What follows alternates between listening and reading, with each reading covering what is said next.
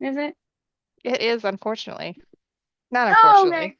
Not really, This is the unfortunately. highlight of our week, right? Right. I literally, I'll wait till we're live. Hold my tongue. It's hard to hold. Woo! Hang on. Skip our ad. Okay, so now that we're officially live, um,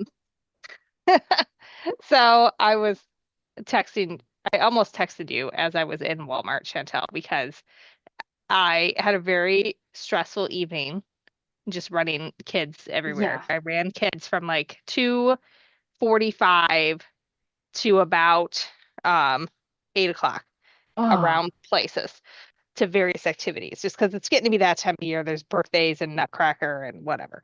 And so I dropped child number two off, and child number one was at home with dad.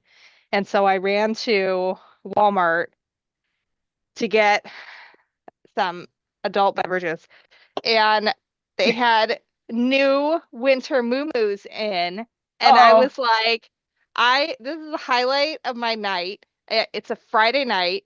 I am very excited about an adult beverage and a new flannel moo-moo, and I guess this Wait, is is for that your me. moo? This is it. This is the new It one. looks like a nice shirt. Oh, it's cute. I like It it. is incredibly, look at how much this thing stretches.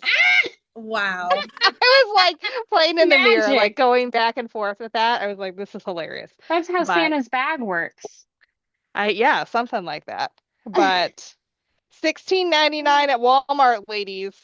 But long sleeve moo I mean, I've never seen one of those. All mine are short sleeves. So, Yeah, this is long sleeve and it goes to like mid calf on me. I'm short. I'm But missing the moo phase. it definitely is meant for, when it starts to get a little chillier out. And I think I might still be in my own personal summer situation here.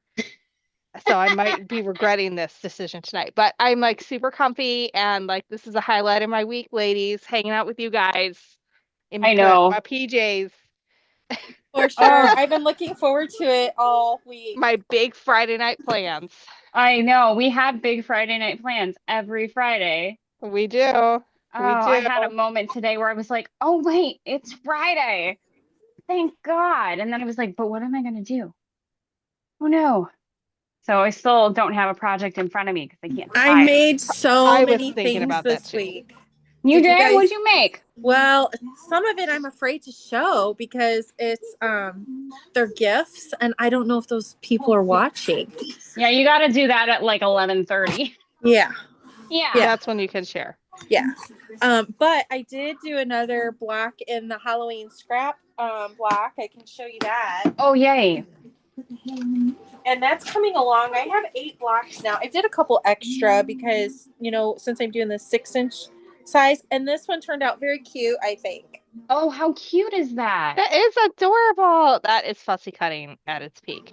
Yes, But but fussing cutting out of my scraps because, when I did the coffins, I had all those fabric that look extras. like Swiss I'm cheese. gonna need that Yeah. project myself for my own pile of ever-growing scraps. I almost said craps. I mean, They that feel like could be that. a There's so thing. many. I don't know what to do with them all. That could be a thing, potentially. I did make some really cool wreaths this week. I don't have them down here, but if I get my phone in a little bit, I'll For share them. Christmas wreaths. Yeah, I made one Christmas wreath and I made my pom pom wreath finally out of all the little yarn pom poms It I've looks been so making for cute. weeks. You did good with that one. Stephanie, do you have your phone? You can find it. Here, I let me could find my find it. phone. You Oh, no, know, my phone's right here. It's not even, I thought it was going to be upstairs. Stephanie 2.0 is on. Let me add her. Woohoo! Everybody, if We're, you would like to join the Zoom, you are more than welcome to do so. The link is in the video description. If you are new to the Zoom, we will ask you some quilty questions on the YouTube chat just to make sure that you are in fact a quilter and not some random person on the internet who is wanting to show us things that we don't want to see on Zoom. So that's how that works. Oh, the all pom right. poms. I You have have to my talk pom so that pom they see wreath. you. So Oh, that's cute. yeah, Oh, it that turned is out adorable. really, really cute. I made all of those little pom-poms. Was that from yarn that you already had? No, I bought cheap yarn, though I don't have yarn. I'm not a yarn person, and I got kicked out of teaching knitting, as you may remember. But one thing I did actually get to do with the yarn in the textile camp was make pom-poms. Oh, there it goes. So I learned how to make some pretty good pom-poms, and I made a wreath out of it. So that was like the highlight. And It's then super I cute. made my first ribbon wreath, which actually turned out really great, I think. And it's probably going to be a gift too, but my very first ribbon wreath. That's It looks cute. beautiful. Oh, it turned out so great. I can't believe that's just your first time. Yeah, it was one of those things like I just started doing it before I knew what I was doing because I had the frame. And before I knew it, I was well on my way. Like it started a little plain. Did you like watch any videos or use any I resources, or do you just like bam it out yourself? I kind of watched, I knew that there was a technique where you like pull up the ribbon into each section and you just kind of keep doing that. So I did that. And once I had the feel for that, I thought it was like it didn't have enough jazz to it, basically. And so then I was like, oh, well, I'll tuck in some of this red. And then I was like, oh, I have these berries. I'll like cut those stems and put them in. So I've made wreaths before, but never a ribbon wreath. So that was just like a little frame that you get at like Dollar Tree. I think I got this one at Walmart because it was bigger. People are thinking that it is very cute. So Oh, what did thank you. use to tie? Did you use like I bread? didn't tie anything in this one. Oh, It is all like a pull in and tuck, and it has wire in the ribbon. I used like 45 yards of ribbon. It was Okay. insane. But That is the quite a ribbon bit. was on sale at Hobby Lobby, so it was like $5.99 a roll, and you get 30 yards in a roll. So I used a roll and a half. That's not And awful. no, not at all. So I mean, if you use some really bougie ribbon, which I went ribbon shopping then on Etsy, man, ribbon is like fabric. Ribbon gets expensive and It can prettier be. and prettier and prettier. addictive. Yeah, I Yeah, love it's ribbon. so I pretty. have several boxes of it. I like to get those like boxes that you find back there in the like at the back of Joann's or whatever. They used to be AC Moore used to carry a lot of them before they went out of business, but they fit the little ribbon perfect, and it kind of has the magnetic lid, the little magnetic lid that pops up, but they're just cardboard like wrapped in something pretty, like wrapped in pretty wrapping paper or whatever.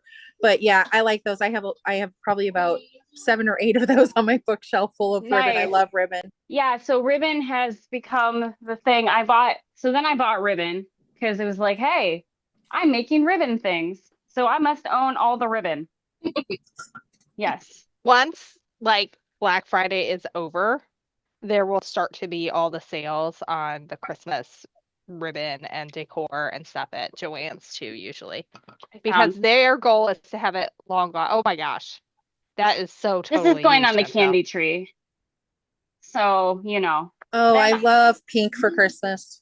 Oh my gosh, I found this on Amazon. It's like velvety pink with like a Grinch green on the back in satin. That is appropriate for you, I feel like. So it's very Yes. Cindy Lou Who and Grinch. Very excited about it. That's cool. So then I was like, I need to know how to make bows. It was very much a week of rabbit holes for me, as you can tell. So then I was like, Chantel oh, needed I need to learn distracting. how to make bows. So I learned how to make bows this week. Oh, cool. Yeah. Don't think of it as rabbit. I love I'll the think two of it as a colors of that. side quest. It's a side quest. Yeah. Well, I mean, It's fiber related. It counts. yeah. I figured it's all rabbit holes. It's just, and then I was like, oh, look, I found this velvet ribbon. So I'm going to make little ribbons for every single ornament on my tree, which is probably not actually going to happen. But then, you They can't. are cute though. They're so cute. So is the pink the only part that's velvet? The green is more of a sateen. So it's kind of a sateen on the back of the green, and then it's a thick velvet. It's got like some plush to it for sure. I love that. I think I'm gonna have to look that up. You Amazon. said Amazon, right? Yep. I found it on Amazon. And then I took a little bit of this one to make the back, the part that holds it together, and I have it with wire in between. But yeah, I definitely went down the other crafting rabbit holes. I try to stay away from those, but it's going to be Christmas. I accidentally got an extra Christmas tree already this year. Accidentally. She's so full of it. You're just so full of it. It was a mistake. We have folks here from Australia, Fort Worth. I was trying to avoid something. Apparently, I avoided a lot this week by making lots of little ribbons. Well, it's a good probably thing that you can do while you're running around. Oh yeah, I think I'm quilted out for the year, if you know what I mean. Like I've done. You've been very productive. I've done so many sewing projects. I need to keep my hands busy with something else for a while, and this is a fun way to do it. So, yeah. And actually relatively painless money wise until you get to the really, really fancy ribbon, which I did buy a little bit of fancy ribbon, but you don't need a lot of it. Just a little bit.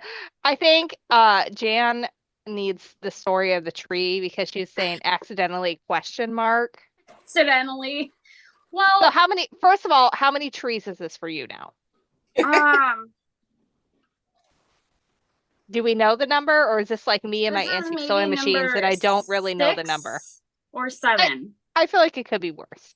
1, 2, 3, 4, 5. This is number 6.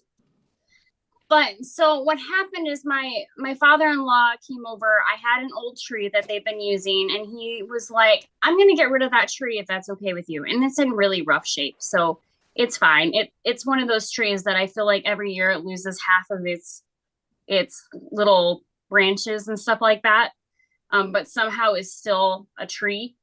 And so I said, yeah, that's fine. He's like, well, I'm going to go buy another cheap one. And I was like, no, you want to get something a little bit nicer. Like, don't hurt me that way. You're getting rid of the tree and you're going to buy something really cheap. Like, that's not, buy something a little nice. And I realized in the conversation that he's not going to buy anything nice. And they had bought the house that we had lived in from us. And so I had bought a tree that is perfect for that house because it was literally bought for that house. And so it was like, well, that tree is a little large for the space I need it for.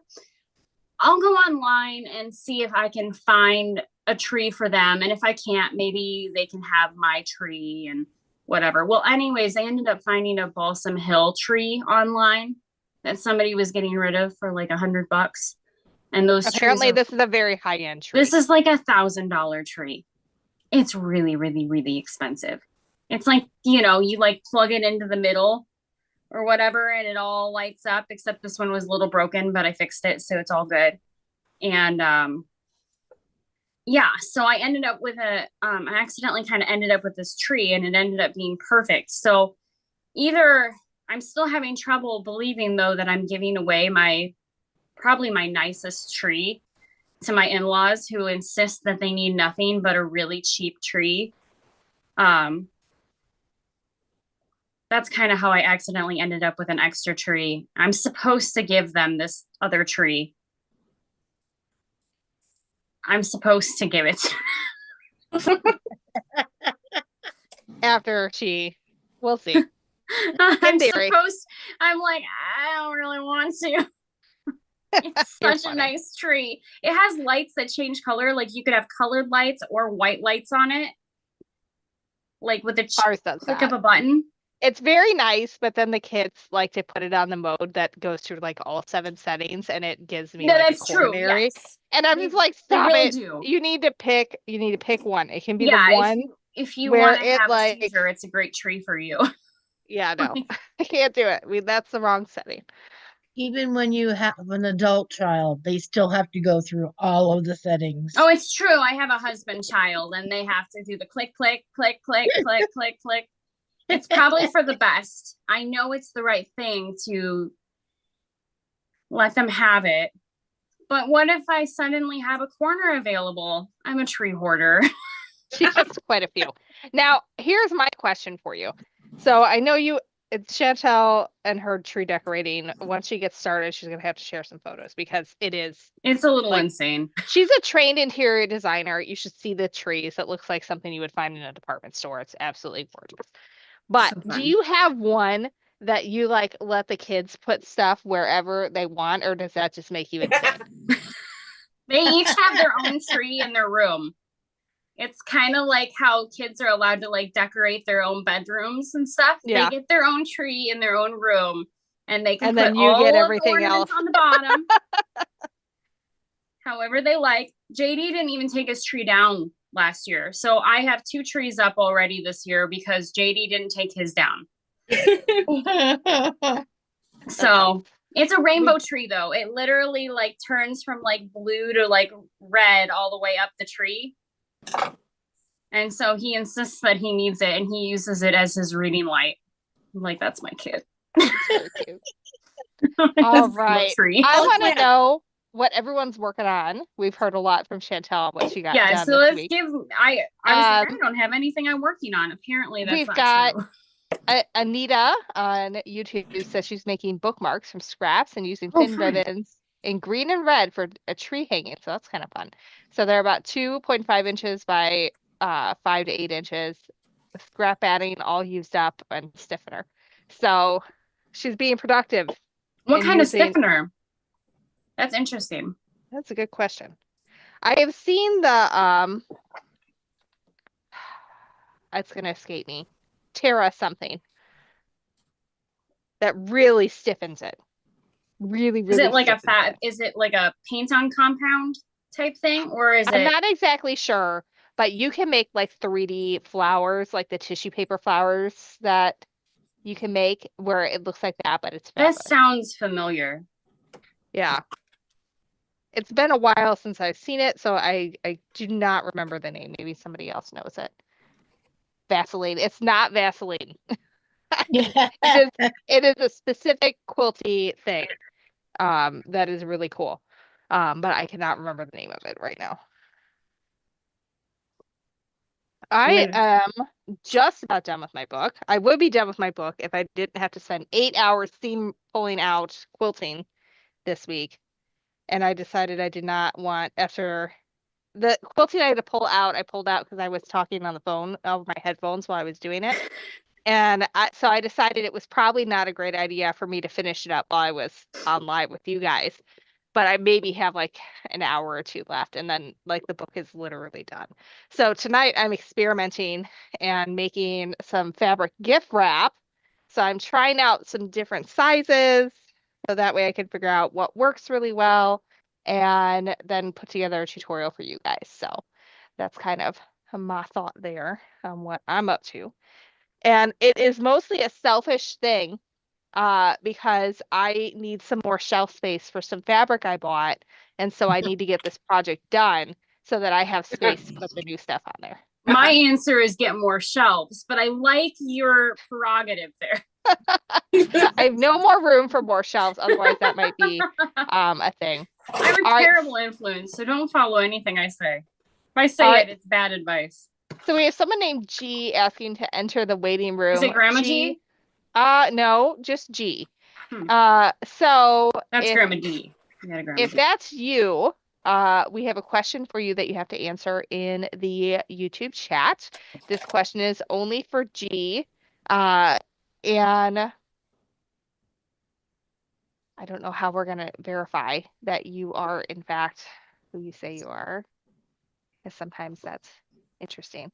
But anyway, let's think of a good one. What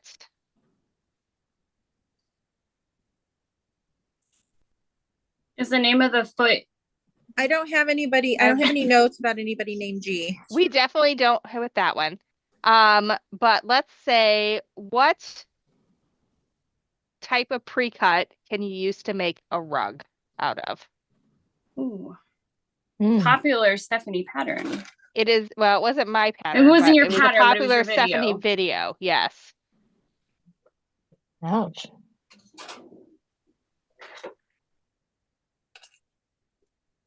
shelves on wheels so you can move them around. I would not want to move these shelves around. There's so much stuff.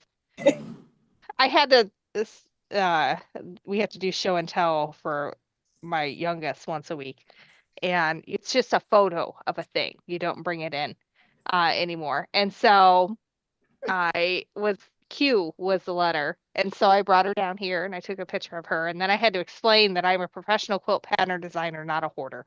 And so Whereas I'm just a hoarder. it was pretty funny. But and to me it was funny. Maybe to nobody else it was funny. You guys obviously get the joke. But It is funny. yes. H is for hoarder. We could have used you for H too, huh? H is for hoarder, yes, for sure. All right, so we have Anita Southall is saying,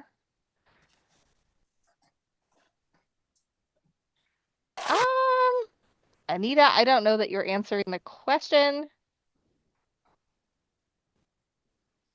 Your house is like a fabric warehouse. Yes, when I had a shop, I would occasionally end up with people in the shop who were like, I have more fabric in my house than you have in your shop. And I'm just like, I don't know that I would brag about that. And but Although my shop is open for all my buddies to come and find what they need. That means true. UB 2.0. What? Oh, my fabric shop is open for you to shop when you're ready. You might recognize many of the fabrics. I have a feeling I would. I remember packing a lot of it. You may have packed some, yes. Most of it, you and Mary. Mary did mostly shipping. She did The the packing shipping. She actually probably came had my from address others. memorized. She maybe did. Yeah, I should make a plan to come down and hang out sometime. You should come sometime when Stephanie comes too, and then we'll have Yeah. a hangout. She's All got right. enough Guys, space. getting We any can of the invade the flooding in basement. Illinois? What? Are you getting any of the flooding in Illinois that's going on? Mm-mm. All We're my not. family and everyone out there in St. Louis, it's flooding so bad. What about you, All Stephanie? right. You're by the river, big river. Not that I've noticed. All right. We've just started to get rain. Oh, apparently G has left the chat, but Anita has identified herself as G. So mom said that they got like 6 inches of rain in one afternoon or something. Oh, we And had a really bad day too. But Yeah. it Yeah, was- we did. The creeks were still dry because it had been so dry up here. That the land just ate it all up. Essentially. And that's a good thing. That was good. We needed it. It was one of those things where I really felt my husband's age as he like continually talked about how bad we needed the rain. I'm like, man, things have changed for us. Oh, Anita has clarified that she is not G trying to enter the chat. So G will not get into the chat as of now anyway. But all right. I'm trying to decide if I want to sew these as I go or not. I'm being fancy with mitered corners. Why are you doing that? You don't You're like taking the forever. mitered corners? I mean, I love a mitered true. corner, yeah, but you know, But it's so adorable. that's true. The whole I can point do is them a that couple you use different it ways. again. I have 4 different ones of these, so I could do 4 different corners if I so choose on here, and that would be fine. Actually, I probably should do that because I could do mitered and I can do just the turnover where it's sometimes a little raw on the edges, and then I can do serged and pinking shears. So that gives people options. Y'all have helped inform the tutorial. I need to get the fabric scissors out and not cut the wire with the fabric. Yeah, don't Stephanie, do what that. are you working on? 2.0. Stephanie or 2.0. DOD Stephanie. Well, both, but I was specifically Stephanie's. 1.0. 1.0. Oh, I instead of working on finishing my book finally, I am making fabric gift wrap because I bought a bunch of this intending to do it last year and then never did. And so I cut up a couple of different sizes just to give myself some ideas. And right now I am doing a little mitered border on there, and maybe I'll press the next one and then I'll start doing some sewing. I finished a bow. Isn't it so cute? That is cute. That is See, that's cute. why Are you using a bow maker or are you doing that just freehand? what? Are you using a bow maker or are you doing it No, freehand? I'm just doing them. Although I did buy a bow maker because it was like $30 and I don't have it yet though. Because when you get to the more complicated bows, you know, in 6 Christmas trees, I've never had successful bows. Oh, Chantel. Not truly. They've been annoying to me, at least. I'm sure they've been successful to everybody else. But look at how cute these are together. Like, come on. Super cute. I feel So like is your storage unit like just your Christmas decorations? Yes. I love it. Sometimes it's patio furniture. You're funny.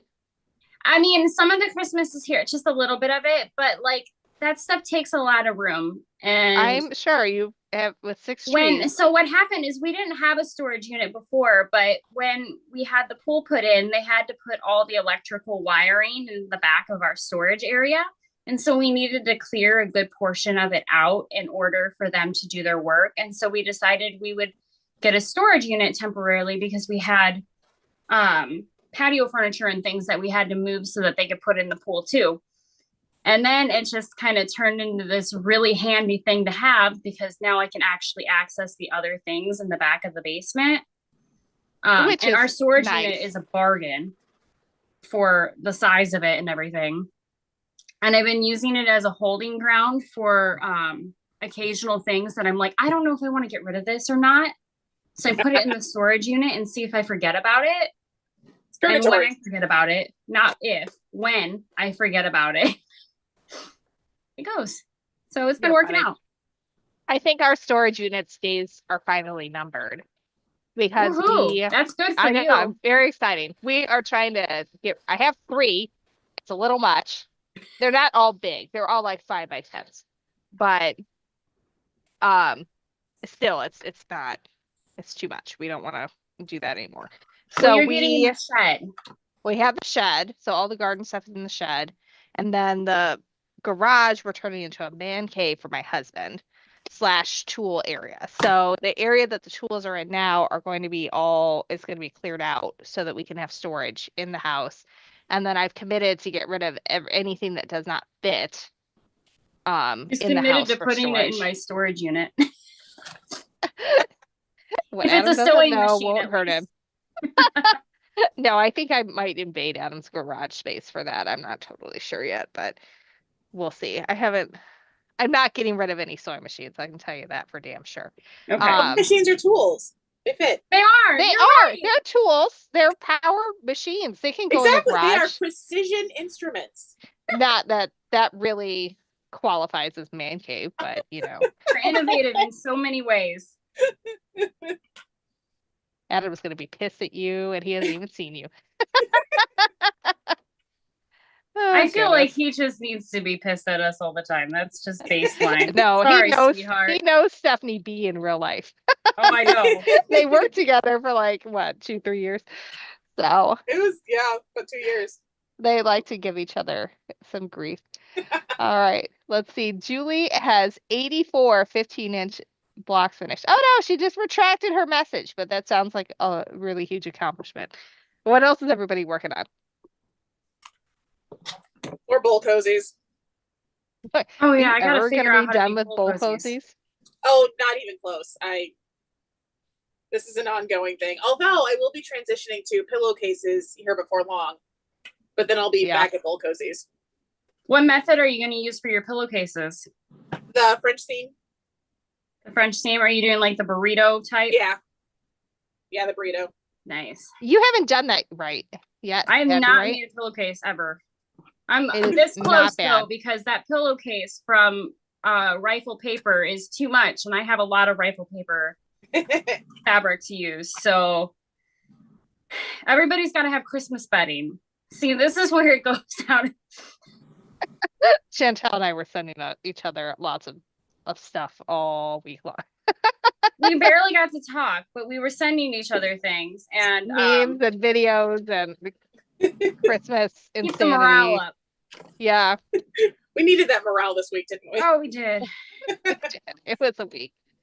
But It was a week.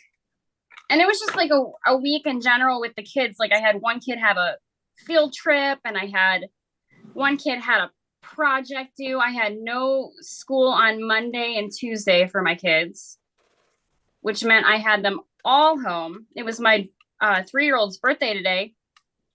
She's 3. Happy birthday. happy Happy birthday. birthday to Penny. Oh, that's why you knew it was a half birthday. Yeah, because they share. That makes sense. Yes. I was confused there. How on earth you remember that? And I felt like a crappy friend because I was like, I know her kid's birthday is this week, but not exactly when. No, I remembered it because it's significant, not because it's my daughter's birthday. No. You want to say hi? No, it's a super random thing that I happen to know, but it's only because we went on our trip Hi. together. Hi, Lily. She can't hear you guys. Oh, but yeah. if you want to say hello, just talking to mommy's mic, right? You wanna say hi? Say hi? Two. Say hi. Hi. Hi. Very cute. Once I All right, don't care of. you don't want to play with the pokey things. Okay. Gosh, You why is do it they know always that go for the person. pokey things?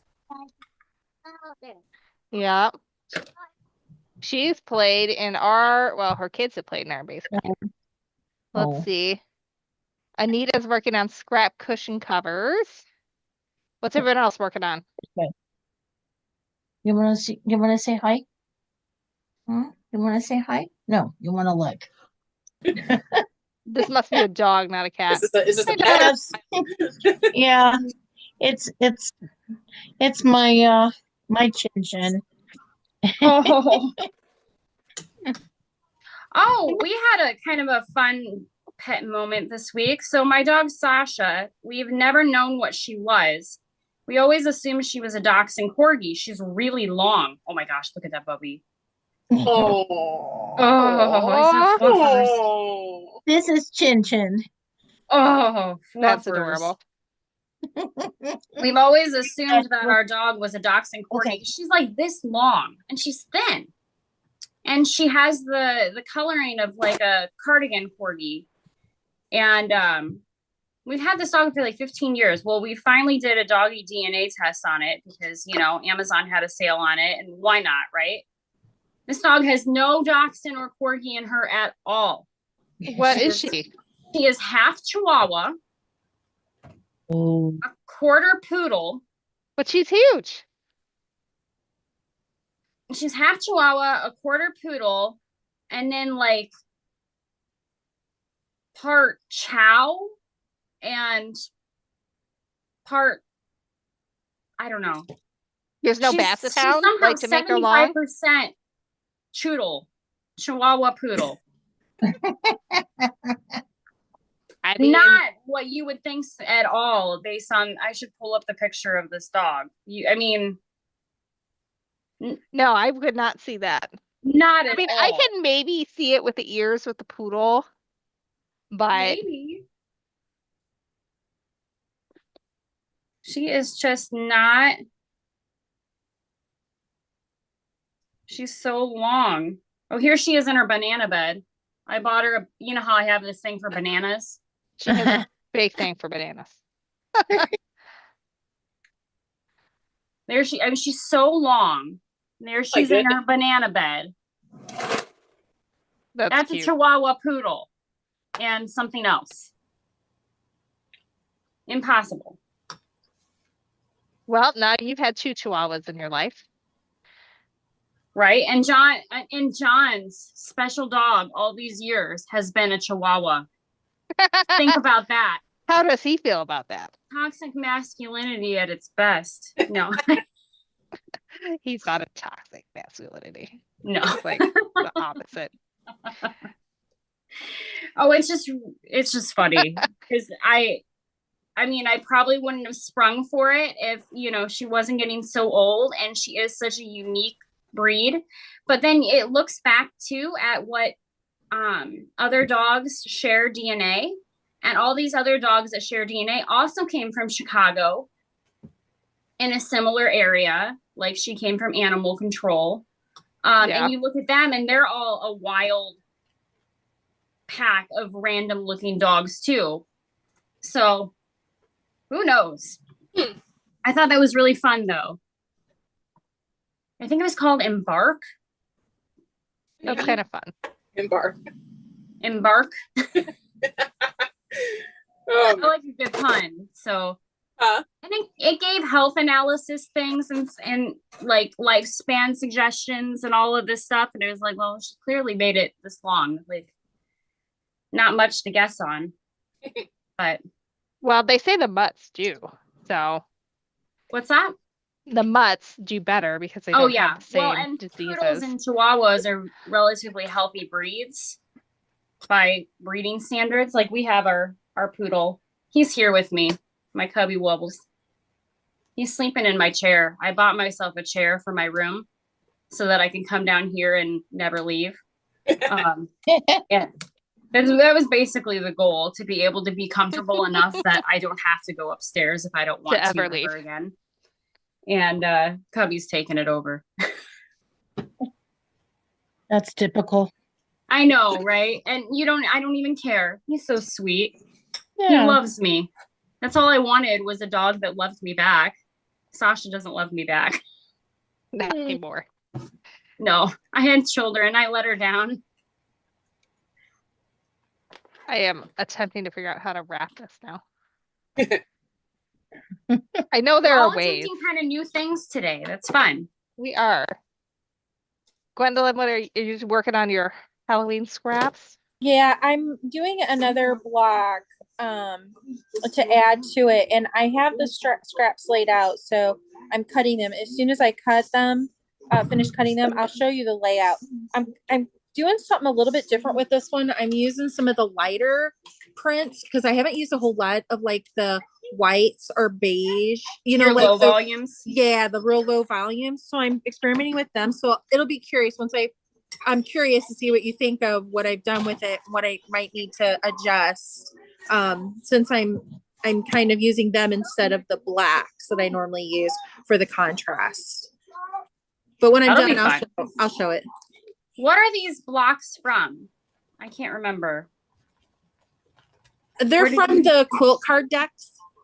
Oh, right. That's Yeah. right. You showed us those. Yeah, I have 3 of them, and then it's on my Christmas list to get the 4th one, which is an all Christmas one, and then they also have a triangle one. So if I don't get them in my stocking or whatever for Christmas this year, then after Christmas I'll be buying them. That's I know funny. the feeling. My husband asked me, he was hilarious, because he knows that like some gifts are not gifts, right? Like you A don't buy toaster a is woman not a gift. or like a vacuum. And I have these oven mitts that I love that just go over like to here. And they're great for canning because they have like this grippy stuff on it. So I can like grab it and really give it a twist without burning the bejesus out of my hands. But they have been used and abused, and they are like, I had to throw them out. They're so bad. And he's like, if I got you a new hot pad, a new oven mitt for Christmas, would you be mad? And I was like, I would not be mad as long as they were the exact same pair. Just one, and that I love. And I'm like, if you just got me a random one, I would probably be pissed about that. But you can do that. That's okay.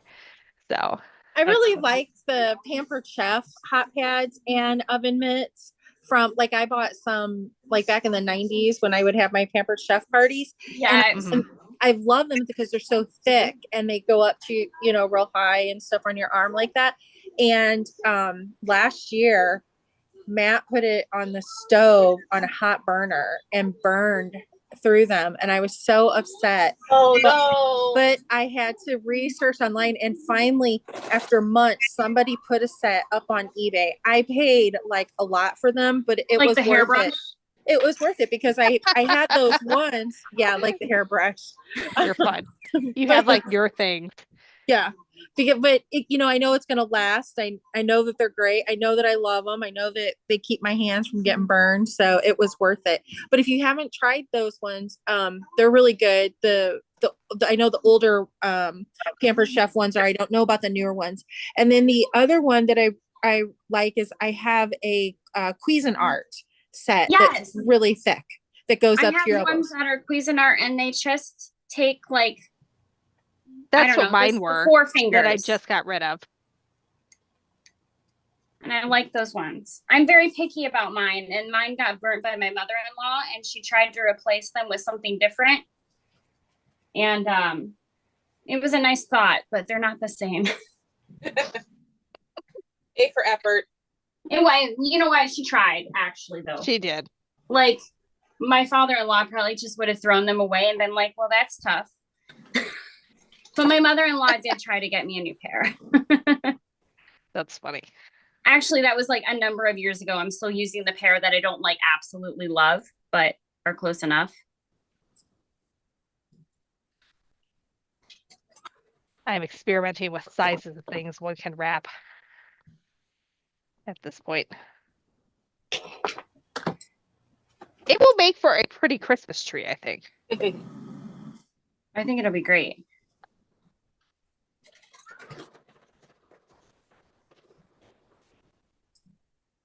Hi, y'all. If I can figure out how to do this.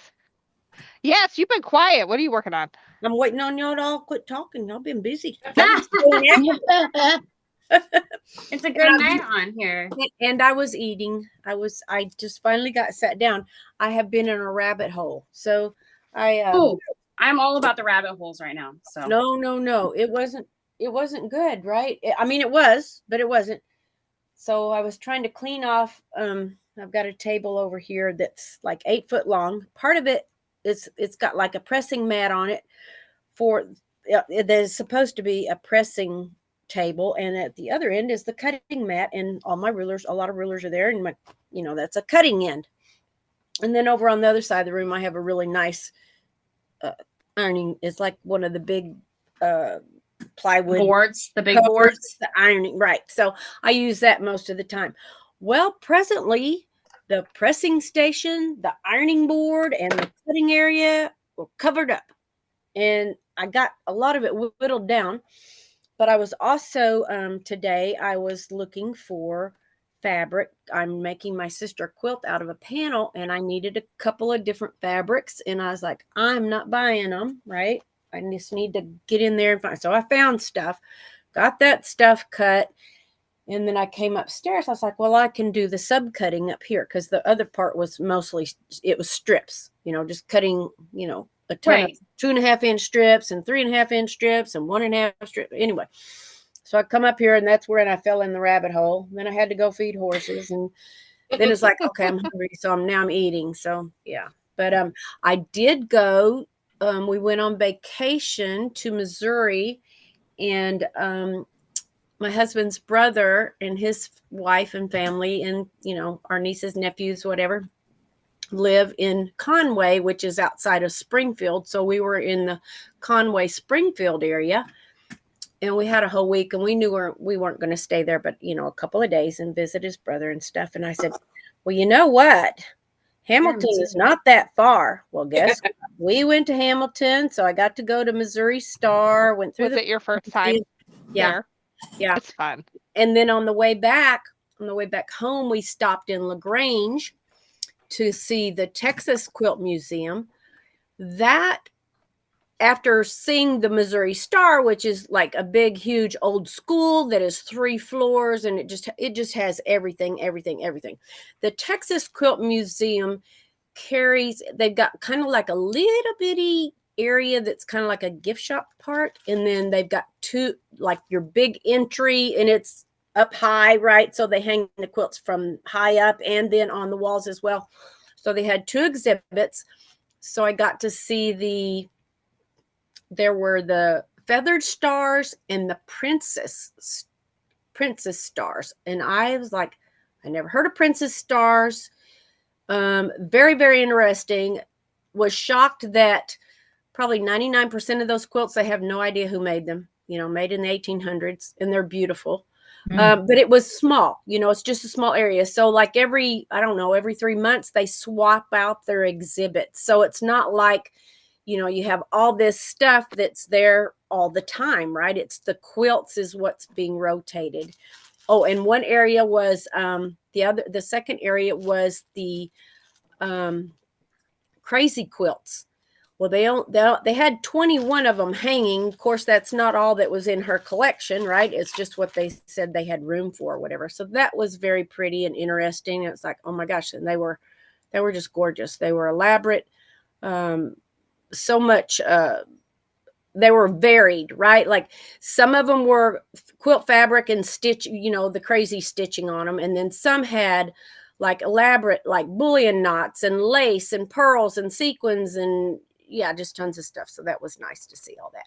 And then we also saw a car show when we were leaving LaGrange. We stopped at a car show, and then we went to an air show that was in Cameron, Texas, on our way home. So we had a great trip. We did it all. Quite a trip. We just kind of did what we felt like doing, on our way back. So I wish vacations were like that while you had kids. Right? No, I remember when it was like, oh, let's just stop at this thing that that looks like fun. Yeah. I will say, traveling with kids, it's easier to plan stops along the way, as long as it's not like a massive, massive trip. Well, I had 2 kids, so it was kind of easy, and they were close in age, and so, Depends on the kids. We went camping in Missouri. This was back when we lived in Arkansas. We went up into Missouri around where my husband lived. He grew up around Springfield. So we went to Merrimack Caverns. Mm-hmm.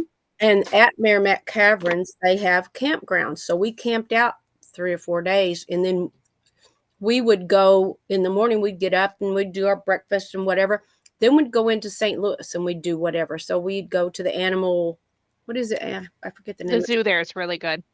Well, we went to the zoo one day, but there was also an animal thing that we went to, and we went through the arch, and then of course going through Merrimack Caverns. That was pretty cool. And the kids at that time, I think, were like, 6 and 8, something like that.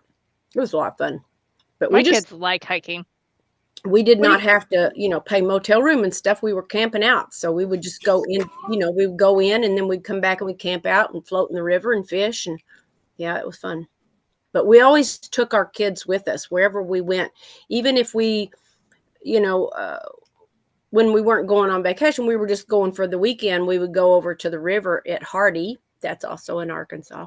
And we would camp out and canoe and, do float trips and all that. And we just always took our kids with us. They didn't stay at my parents a lot or his parents, I tried to talk Adam into going camping this year, because I was like, by the time you get, like, even if you like glamp, right, and you get a air mattress to go in the camper, you can get a decently sized camper that we'd be able to take our dogs with on. Mm-hmm. And you're like $500 in for absolutely everything you need for the whole damn week, including like your food and like your grill. Yeah. Like that is so cheap. That's like what, 2-3 nights at a hotel if you're getting a budget hotel. Right. And then you own it and you can go keep doing it whenever. I love camping and fishing and, floating and canoeing and all that stuff. But my husband tends to think that he thinks he needs to work 24/7. And so we don't get to go much. So I was really tickled just to go for the week. We were gone for a week. Mm-hmm. I'm sure he was thinking, oh, I can't wait to get back home so I can go back to work. Oh, man. He needed to go see his brother, though. His brother, I think it's been over 2 years since we've been up there. And his brother had, a couple years ago, had a major stroke. And he's still... he just never recovered from it. He can understand, what you're saying, but he doesn't talk a whole lot. He'll say yeah and no, and he can walk if if he has assistance and stuff. But his daughter that lives there and her husband, they work so much that they don't have time to help. And his wife, I bet she don't weigh 85 pounds, so it's just hard for her to get him out of get him out. I mean, she does all the stuff, right? Like she has to get him out, help him go to the bathroom, get him dressed, help him Sounds eat. like she needs So like that's really not recovered. Absolutely. No, some hours of and she home care. does need help and stuff, but no, I don't know what the deal is. I don't know why. I think that I don't know what it was, like the Medicare or whatever only pays for certain things, and it's like, but he needs, I mean, when it happens, he needs care, in-home right, care. he Yeah. needs in-home care, he needs respite, she needs respite care.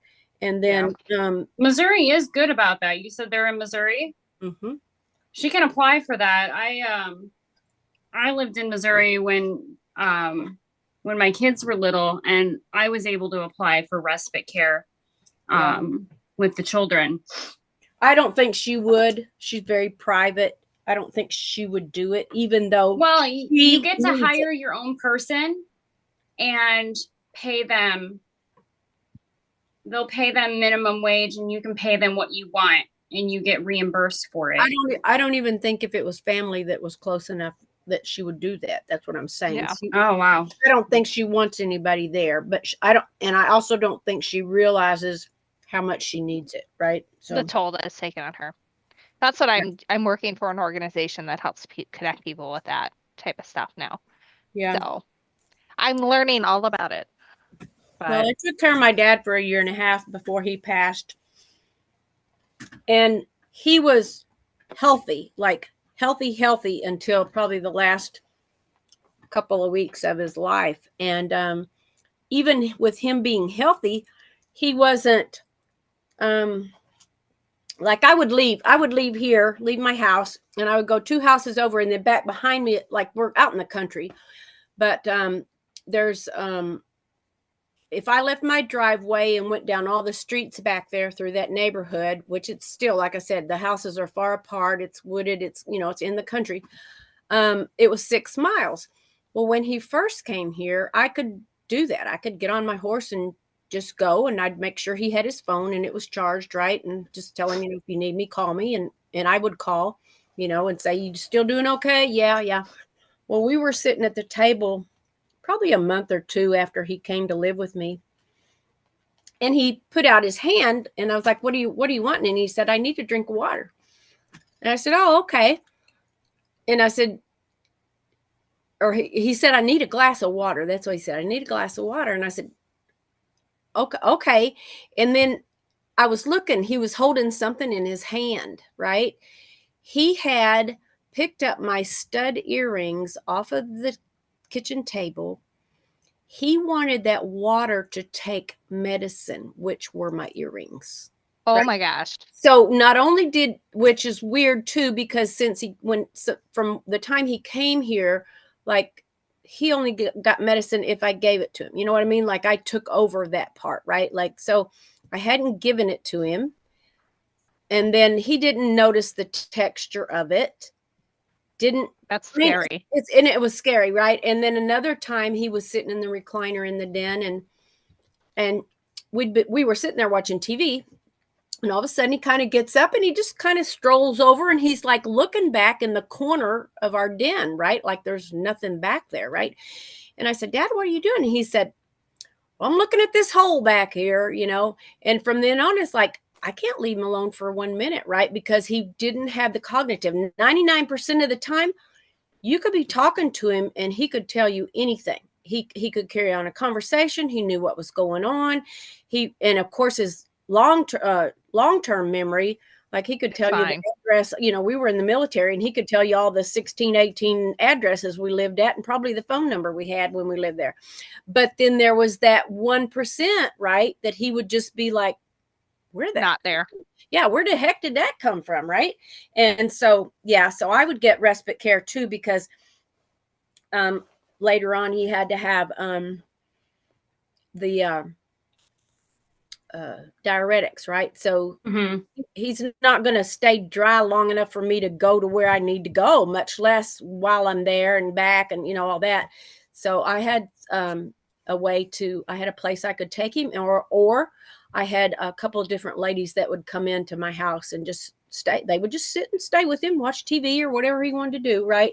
So that I could go and do things like, So the 1% didn't happen basically yes, while yes. you were Well, while you because were you gone. think about it, I got scared because, I have horses, and it's like he would just walk outside, which our property is all fenced. I don't think he would have went out but you never know. But anyway, he walked out and he would be out on the porch or something, and I would go out there. I said, Dad, you have to let me know that you're going outside, right?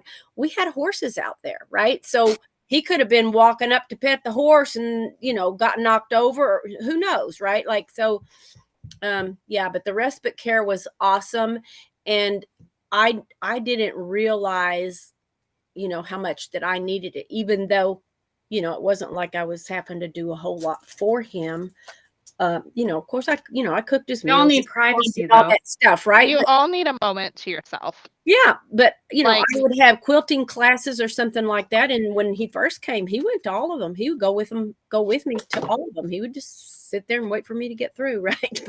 But it got to where, like I said, he had to be changed so often that I couldn't, take him anywhere with me. Take him with you. Yeah, it wasn't going to happen, but yeah, everybody needs that respite care for sure, for sure. What was the it's name of like- that museum? Sorry to change subject, but what was the name of the museum that you went to? The one in Missouri or Texas? So you went to two. Yes. So I went to the Missouri Star Quilt Museum in Hamilton. Okay, yes. That's the And school. what was the other one? That was an old school that was 3 floors and That's just cool. packed with everything. If you go on my Facebook page, Mhm. you could see all of it because I posted a bunch of stuff. The other one is called the Texas Quilt Museum. Okay. And it's in LaGrange. I've heard of them Mhm. before. It was nice, but I just wasn't expecting that. Like, I've gone to museums my whole life, right? And to me, a museum, like, it's big, it's huge. It's like you feel like you can take a day or two in there, right? And this, even with all the pictures I took and the video I took, I probably was in there just a little over an hour. So it was like just 2 exhibits, right? So I don't remember, there might have been, I don't know, 40 or 50 quilts at the most in the main area, like right when you walk in, where they're hanging on the wall and then up above. And then there was the crazy quilts that were off in another room, and that was it. Like, once you saw those quilts, like that, you're done. But it was cheap. I even got a senior discount. Yeah, it was like it cost me a whole $8. Now the Missouri Star Museum, that's all free. But I mean, that place was packed with. They had one whole room downstairs that was nothing but toy sewing machines, right? Oh like my gosh. it took me an hour just to walk around and look at all of that, right? She had one room upstairs. It was all Christmas. So it was Christmas quilts. It was also nativities, like physical nativity scenes, life size, little bitty ones with no bigger than an inch tall. There were just hundreds and hundreds of those ornaments, trees decorated ornaments and stuff. But there was also a room that had it, and several of the rooms had lots of different types of sewing machines in them. I would be willing to bet there's a couple, 300-400 sewing machines, not counting all the little toy ones downstairs, because there was probably 1,000 in that room. But they had miniature quilts, and they were all on the little miniature beds. So that was like a whole exhibit, right? Like all those little bitty, the doll. Oh, like my the tiny, gosh. They were like the tiny rooms at the museum in Chicago, that kind of thing. I've never been in that one, but yeah. That's the funnest. At the Art Institute in Chicago, yeah, they have the miniature rooms that are they had collections of like thimbles. They would have that's a Stephanie racks. thing. They would have yeah. They would have racks of thimbles, like sitting like on sewing machines, and they would have them here and there and everywhere. And then they had a whole room that was nothing but shelves of just thimbles. Like they were just everywhere. So you were looking at all different kinds of quilts and thimbles and sewing machines. And one of the floors was made out of like they had put fabric down and then made a, I don't know, it wasn't a polyurethane. I don't know what it was. It was a different kind of coating, but like you were standing on fabric. It was cool. That is kind of fun. Yeah, it was definitely my kind of museum. I could have spent the whole day there. We were probably there for about 4.5 hours, I think, 4.5 or 5 hours. Me and my husband. That sounds fun. He enjoyed it too, which was kind of weird, you know, because that's not his not his normal thing. You don't care. Yeah, he don't care about that stuff. But he would walk around. He'd say, "Did you see this?" You know, and that. And I was filming and taking pictures, and my camera got down to 5%. And I gave that to him. I said, "Here's my phone. It's dying." I said, "Let me have yours." So then I took it. I was filming with his, and so I could get all the rest of the stuff. Right? It's like I want this stuff to remember. And of course, you don't have time to read all of the stuff about the quilts, you know, like or all that stuff. So I try to get a picture of the quilt and get a picture of the, you know, the card that was there by it. They had a big rack that was like had these arms where you could just look and look and look at all these quilts, and they were all for sale. I had to really watch myself because there was a couple I just really wanted to buy. I was like, man, it's well worth it. They were worth the money. They weren't as expensive to be antiques as you would think they would be. You know, like there were some that were $150, $200, $300. It's like, you know, you would expect in a museum like that, you know, they would be like $500, $800, $1,000, which some of them were higher. But, you know, I was willing to drop $1,000 on 2 or 3 of them. Yeah, they were pretty. Just the fact that they were antique, right? They're old, they're hand stitched, hand pieced, and just very intricate. And I love stuff like that.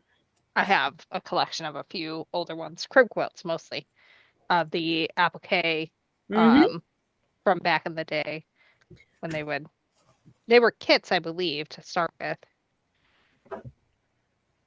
Well, we had there was a lady at church gave me. She said that she had a bunch of these quilts, and did I want them? They were from, you know, her side of the family, from grandmothers and mothers and all this stuff. And she said everybody in the family has already taken, you know, what they want. They were 2 huge contractor bags full. Oh my gosh, that's gonna be my family someday. A lot of them are hand pieced, hand quilted. Some were done by machine. Some things were kind of like blankets that had been woven. But you know, the thing that upset me was that there were no names. There were no dates. It's like, oh my gosh, that drives me nuts. It's like, people, please label your quilts, right?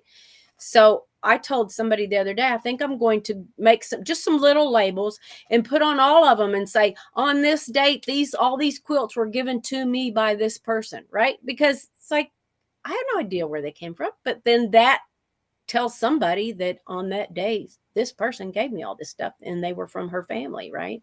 So I don't know. I label all my quilts.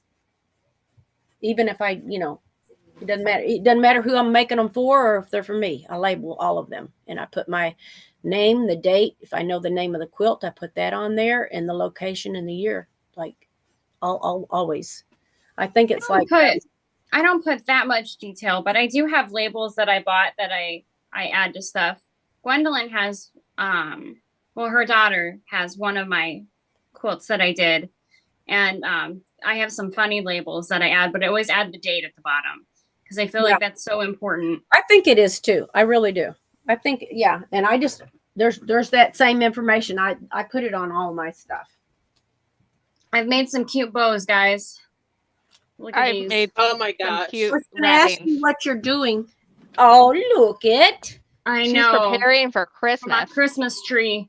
Those are so cute. Look at her go. I have like 4 of them now, and I have a few of these little ones, and then all of a sudden I got excitable and I just started saying double plaid. It makes I me would think never of do that like with fabric. Dorothy looks on a good, though. candy cane tree, or Dorothy on a candy tree. Wait, that's what I have. I have a big candy tree. It's like, I don't know, 12 feet tall, 11, 12 feet tall. All right. So, So I have some fabric gift wrap now. okay, I'm not going show to do us the how it serge serves. one. So I'm not going to do the serge one because I don't feel like changing out all my thread right now. But I've got this one is a book, and this one has the pinked edges, which you can That's kind of see cute. right Oh, I there. like the pink edges. And these are like a little bit larger than fat quarter. So like if you wanted to like get into them someday and use them for a quilt, you certainly could. But I think they're just going to go on my Christmas storage. This one I think was just turned under twice. So nothing fancy but it is sewn on the side. So that one was How do really you fast wrap to do. them? Like some So type of special. not hardly anything at all. So I put it on the diagonal first and I tied it, and then I shoved one end underneath and kind of tucked it a little bit to make it look pretty. Zhuzhed it. Yes. Zhuzhed it a Zhuzhed little it. bit. So then that's stuck under there, and then this guy comes and tucks underneath. And you And I zhuzh. give it like a good pull so that it kind of sticks And then in you place. smack one of Nice these and buddies on snug. there. And so this is like a little beaded art kit. So like some sort of little craft kit for the kids. And then this one is a doll outfit box. It's actually pretty decently sized. And then one of them has miter corners and one just has a turned under. So I think I absolutely am going to be doing this as a tutorial because this was really easy. And it was like less than 2 yards of fabric to And we do all have so 4 much of these. stash to use. Yeah, You could even absolutely. piece them. Yeah, Could you could. start with a You don't have I to square? really wanted to. green wrapping paper. I did start with a square. So what I did was I basically took my fabric when it was still folded. For this one, I took you it when just it was hold one folded up? over. Like one of the fabrics. Yes. So unfolded? here's one that I've not done anything with yet. So this is the size, and it's just a square. So first I took off my selvages, and then I just turned it while it was still together, like while it was still in the half. I turned it on the corner, so that way I was able to cut squares out of it, and I was able to get 4 of, and then I cut across the fold. And so it might not be like perfectly square, but it's gift wrap. Who gets It's like it? origami. Yeah. You fold it in basically. half to kind of get a square. And like, I don't think I could, but I was able to get quite a bit out of that. And then I also have one here that is much larger. So this one is a full width of fabric that's been turned to be a square. So this one is a lot bigger. So I think I haven't tried it yet, but I think this is one where I would be able to get like a gift box into. But I'm kind of just experimenting right now. Like I started with a ream of paper. I was not able to do a ream of paper because I figured like that's the size of like a small Lego kit. Oh, so like an 8.5 by 11 box of paper, or do you mean Yeah. like? So like I have a ream of paper right next to me because I'm a hot mess. This size here was too small for this one. It was not going to go. So you definitely would need the bigger size for anything bigger than like a little kit. But I mean, you could go a lot smaller with that too, and it would be fine. It would still look cute. I think the smaller you go, probably like the more fun you could have with tying bows. Well, and you can make little drawstring bags and just drop the yeah. in that too. So I have some extra because I bought like 2 yards of stuff. So I think I'm going to make little drawstring bags too for like the little smaller things. Yeah.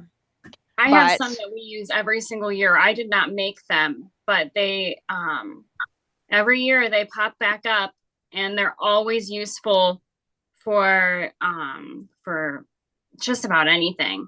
Anytime you need batteries on a present, I just throw them in one of those little bags, and I attach it to the present. Yep. Done. So like let me see. Here's my little tulip pink neon. So this is, jewelry cute. box sized, basically. So let's Mhm. see. Like makeup boxes and little. But you're supposed to be able to like really kind of have some fun with this too, where you like fold it over and really kind of have some, I don't know. I'm sure there's There's all tutorials on how types to of make it folds. gorgeous. Oh my gosh, yeah. I mean, this is like what they do in Japan. Yes, It's I was gonna say they fold on the diagonal and they have all whole they have. methods. Yeah, exactly. Like this is almost too big for something this small, Yeah. I think. But But you could adjust. like for kids stuff, oh my gosh. Like this is perfect. This is absolutely perfect. And it's probably like 2/3 of a yard, but like half of the width of fabric. So like a And to 22-inch square. And can you If you- imagine like your kids, you use that year after year after year, and then one day you make like a stocking for them out of your like old wrapping? Or like a quilt out of it or something. Yeah, like they could. Or they grow up and you put their kids' presents in them. That would be cute. It's like I love got it. such and such in this, and now I've wrapped your present in it. hmm Cute. I That love would be it. fun. That's a good one. So I think I gotta do a You may have- tutorial. Now that the book is gonna be done. Have I given you another rabbit hole, You've Chantal? triggered me. I have ordered. I have pre-ordered your book. Ooh, Have you you? can do that. Comes Which out one? in April because I have a checker account. Oh, my panel I one? also ordered your other books that are already out. Well, the panel one You'll love them. They're good. is the publishing date has changed on that. It's gonna be August now. Well, But I still ordered. it's still coming. It's still gonna be here. What other two did you order? Because Hang on, and I'll tell you. I got to switch over. Hold on. Probably just- probably the fat the quarters. Fat Quarter Workshop and the Yeah. Well, they had 13 books. They had 13 of your books. Let me go to my account. Are Is it you my published in books, or 13? is it patterns too? It's I patterns. published in Yeah, Okay. I think I got one of your patterns and two of your books or something like that. Hold on just a second. I got to go into my account so I can look at the exact ones that I ordered. I'm missing one of my books, Stephanie. I need to order it. I just ordered I have a million. a while ago. So I've got the panel quilting workshop. That's the Yeah, that's one pre-order. that's coming. Yeah, that one says 4/7. The absolute final project is currently on my long arm and will be finished tomorrow. Oh, wow. So And then I've got quilting with stash or cash. And That's not me. That's not you? mm-mm. Hang on then. Quarterly simply vintage. Nope, Still that's not me. it. Quarterly simply. Nope, that's not it. Where did the other ones go? Hang on. That quarter workshop. That's me. Yep. And then okay, so it must have just got the two. I thought I got three. Quarterly simply vintage quilting stash. Yeah, I guess I just got the two things. I got some other stuff, but it wasn't yours. I have well, this will be the fourth book, but I'm also in a t-shirt quilt book for my publisher. Cool. So yeah, I saw that and I was like, Stephanie Sobing, I know her. You do. Up your name and I don't know if I said that right. Is that how you pronounce it? It's actually Sebing, but nobody gets it right, so you're fine. My maiden name was Di Pasquale, so I'm never offended when nobody knows my name. I always try to avoid saying your last name because I know I'm never going to get it right. You just have to pretend that the O isn't really there. So say it again. So say your Sebing. Sebing. Yeah, it's like there's no O. Pretend there's no O. Yeah. It's confusing.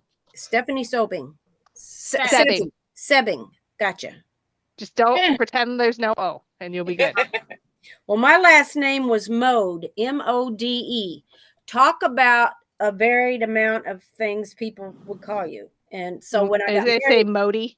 Oh yeah, they would say Modi or Maud or whatever. And so when I got married, my last name is Forrest. And so now I just say two R's, right? Like they know how to spell it, but they don't know if it's one R or two. So that's Yeah. we have had people call us Forrester and Foster, and it's like, no, just That one should be fairly straightforward, you'd think. yeah, it is. My first name's always the problem now. Well, I've been calling you Chantel forever, but It's apparently I was Chantel or corrected by Chantel. your daughter. My friends are split. They don't agree.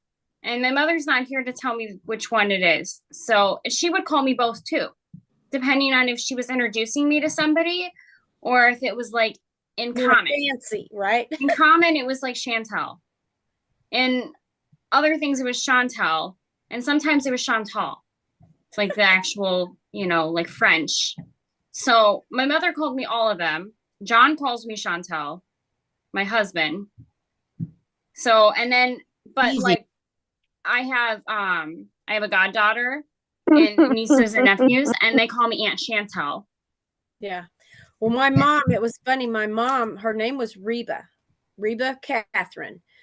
So all her whole life, like I can remember her signing her name and everything. She'd put Reba K. Mode. Well, come to find out, she finally got her birth certificate. Like she'd never looked at it or whatever. Her name was spelt with a C, not a K. Oh. So she was, after she was grown, married, had us 3 girls, did she find out that her name was spelt with a C. Wow. Yeah. That's funny. I thought that was hilarious. I was like, oh, you got to be kidding me. That is pretty funny. That's how Like it wasn't I had important to know.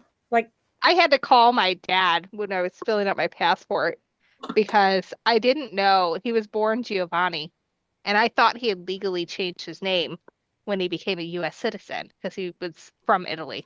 Yeah. And come to find out, the man's name is Giovanni still, and everybody calls him John. And so I'm like filling out this document. I'm like, it's a really good thing I asked you this, Dad. Because you'd be so wrong. I would be wrong. I would get my passport denied, and we wouldn't have gone on a trip 6 months ago. I know. Well, see, my dad's name is Billy James. Okay. His name is spelt like a girl, Billie. In 7th grade, my sister was arguing with the nurse. The nurse finally called my mom at work to tell my mom that her husband's name was William. His original name was William. And she was like, no, it's not.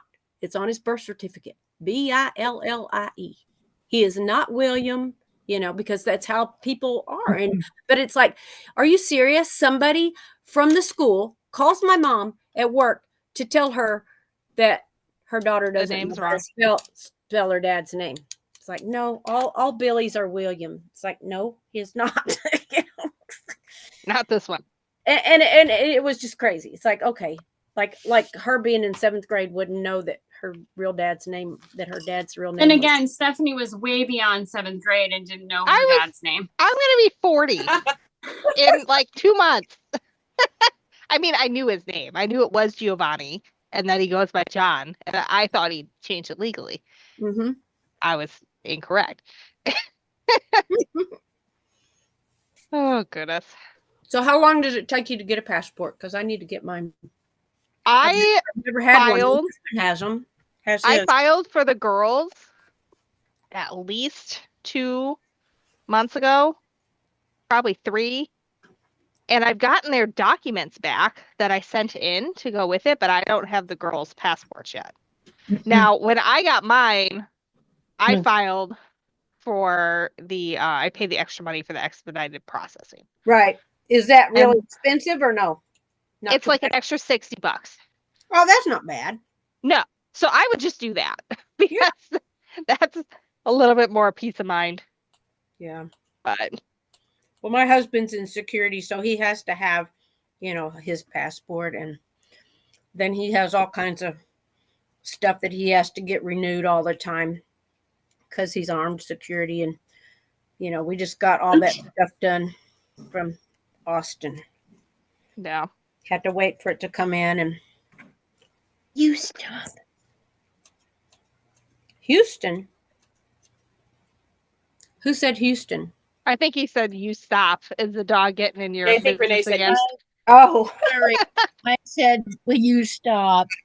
And I tried to be I quiet. thought she said Houston, and I was like, no, it comes from Austin. Donna, I did Yeah. go you to said that Houston. you visited some place that had animals, but it wasn't the zoo. Was it Grant's Farm? Nope, nope. And I think it was closer to Springfield. It was like a Oh. wildlife. What the heck was it called? I don't remember. My husband could tell you, but yeah, he's not here.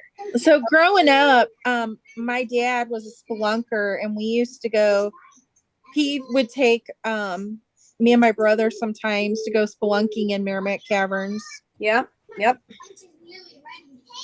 We've been there. I've been there as a child, and of course, I've been through the arch as a child. It was kind of scary. I was fine until, as we went up, it starts tipping, right? It would keep correcting, right? Otherwise, when you got up there, you'd be sideways, right? So, but I didn't understand that. It was kind of scary. I was about 8. I couldn't wait I've to get seen up. the arch, but not been in it. It's scary when you get up in there because you can actually feel it moving. It has to move or it would break, right? With the wind. And it's just, because it's moving and you're so high up, it's like, I'm ready to go. I'm ready to go. See, now, like, I've been in Chicago high rises, Yeah. and I don't feel that there. Yeah. Well, you I can don't know. feel it swaying. And then they have like the windows that you can look out, but it's like a long ledge before the window. So you actually like are laying kind of on the ledge to look out the window. So that was scary, right? It's like, oh, I'm just going to keep going, right? I'm just going to fall right on out of here. But I was young. Yeah, that would be creepy. I was young when I did that, but I've been in the arch lots Francisco. of times. One time it was storming up there, and you want to talk about it sway. I mean, when Oh you're my. talking about that it sways, literally it will give like a 10, 12, 15-foot sway. You will Oh be my like, gosh. you will Yeah. be like that. Yes. Yeah, Yeah, that would be, that I was wouldn't like that. Now they had a cool museum down below too. I like museums. I like going through stuff like that. When we lived in St. Paul, we'd catch the bus, me and some friends, and we would catch the bus and go downtown, and we'd go to White Castle and eat hamburgers, and we'd go to the museum, and then we'd go to all the stores and shop, and then we'd go back home at the end of the day. That was what we did when we were like, I don't know, 12, 13 years old. It's funny that, we would just go off on our own, right? You I wouldn't say, do I that can't now. imagine doing that as a 12 Well, year old or letting my girls do that at 12 or 13. No. I went off on my own. I My would, mom Yeah, and I same were here. talking about, we grew up in the same town, and her best friend from grade school passed away last year. And we were talking about how we would ride bikes all over the place with our friends when we were younger, and how you wouldn't let the kids do it now. And I was like, you probably didn't know this, but there's this old abandoned road near my friend Tina's house that, like, you had to cross a railroad track to get to, and then you would ride down to where this abandoned power plant. And we would go swimming in Lake Michigan with all these asbestos warnings. And my mom's like, I think we went the same road. And I'm like, well, I'm glad you're not mad at me. Because you did it too. well, I read a really good book a while back, and there's several things in there that I really liked and was educated about and agreed with. But I live in Texas, and I would not want my grandkids, my two youngest grandkids, they are, let's see, 13 and fixing to be 12, 13 and a half, fixing to be 12. I wouldn't want them to go be alone by themselves. But the book is called The Coddling of America, The Coddling of the American Mind, or something like that, right?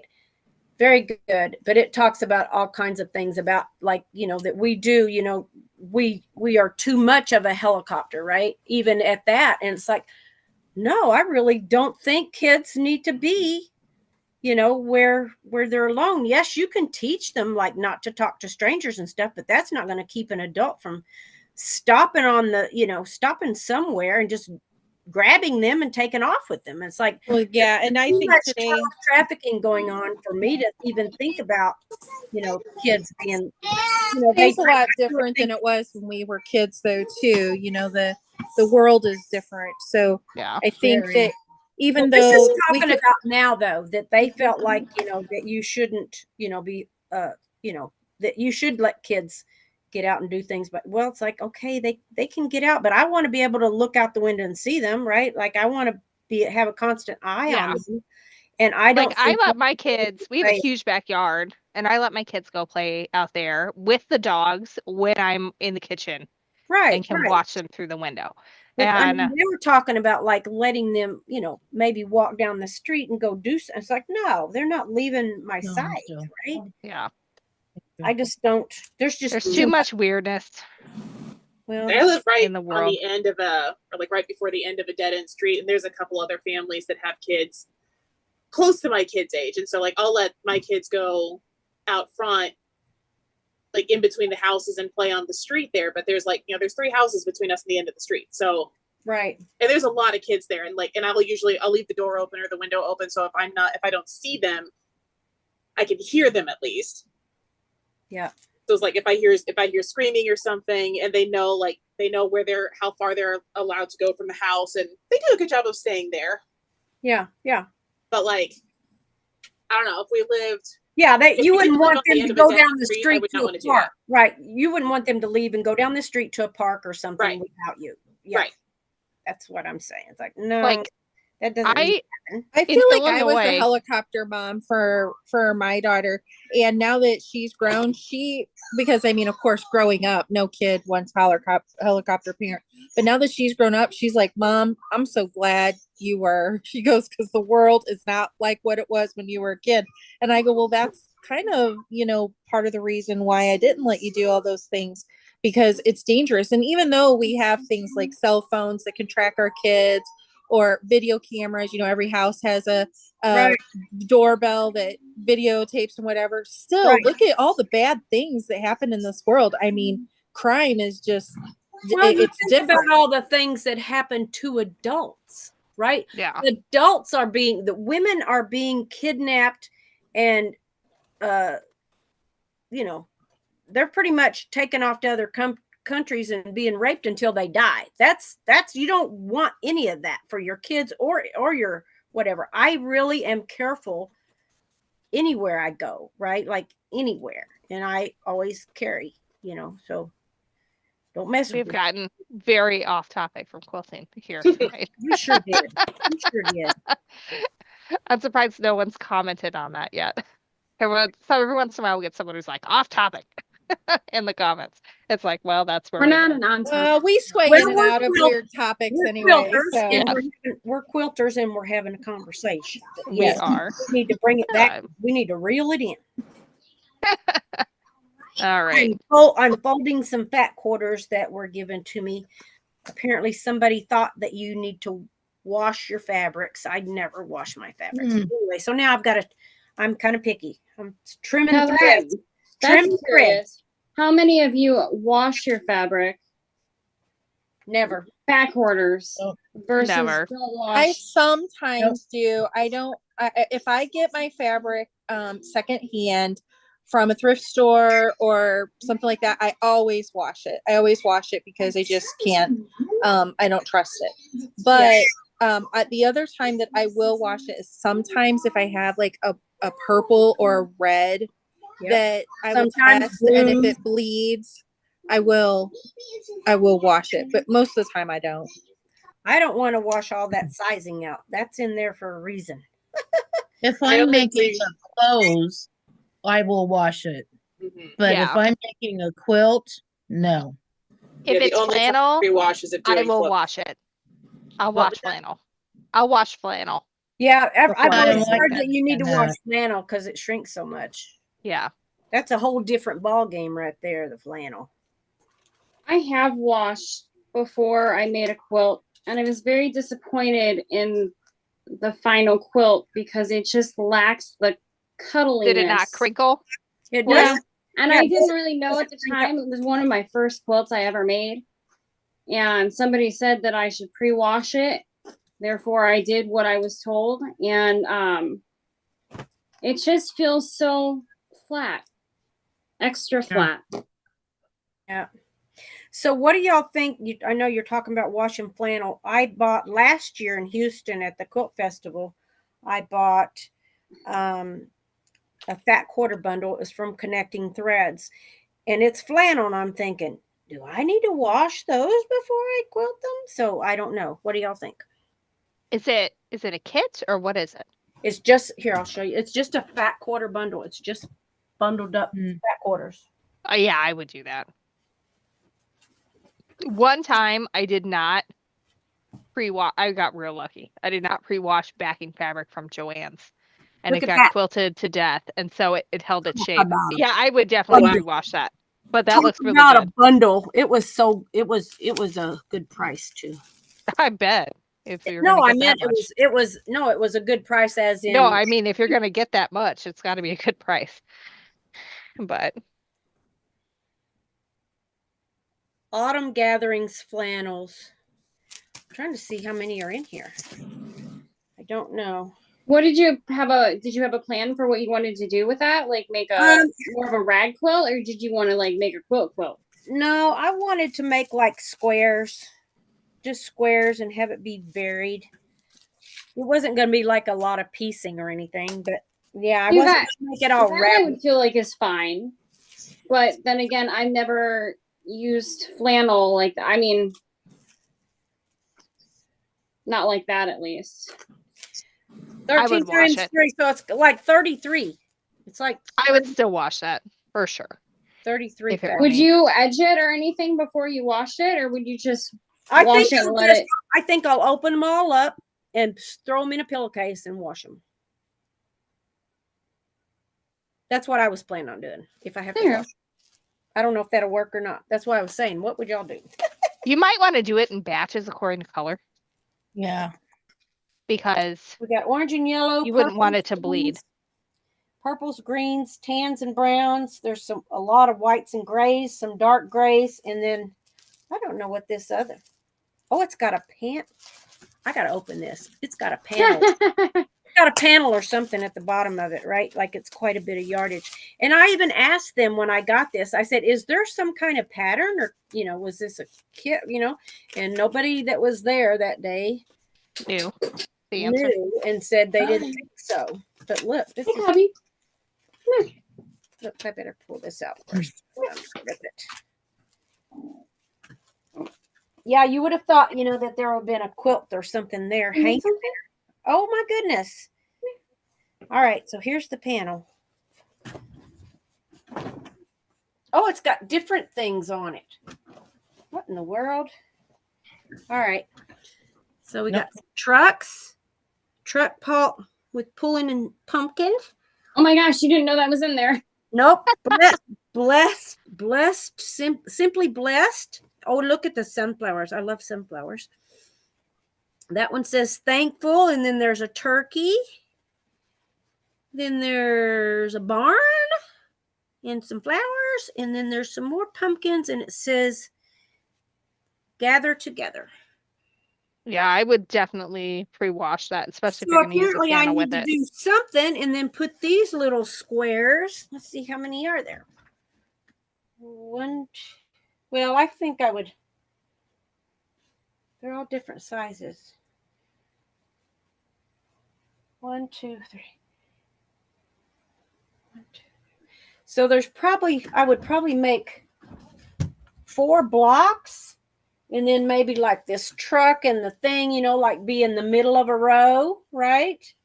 And then maybe this other one at the bottom would be, the whole thing would be in the bottom with the pumpkins and you wouldn't have to. You could just use it as the center of your panel of your quilt. I know, but it looks funny. Like it's long. Look how long it is. It's huge. Is it bigger than your 44 inches? Hang on. I got to go over here where I can measure it. Hold on. Because I will absolutely send you the math that you need to know. That's on the book early. That's right. Yeah, you pre-ordered it. It's fine. I can send it to you. Well, and I have a Facebook page that's like quilting with panels and panel quilts, like 3 or 4 different groups. So I need to get on there and see. Yeah, it's 45. Yeah, you're fine. You'll be able to trim that up. Selvage is 45. Salvage to salvage is 45. Donna, do you have my email? Possibly. You want to give it to me? It's Stephanie Hang on. at Quilt. Oh, you're fine. It's pretty self-explanatory once you hear it. All right.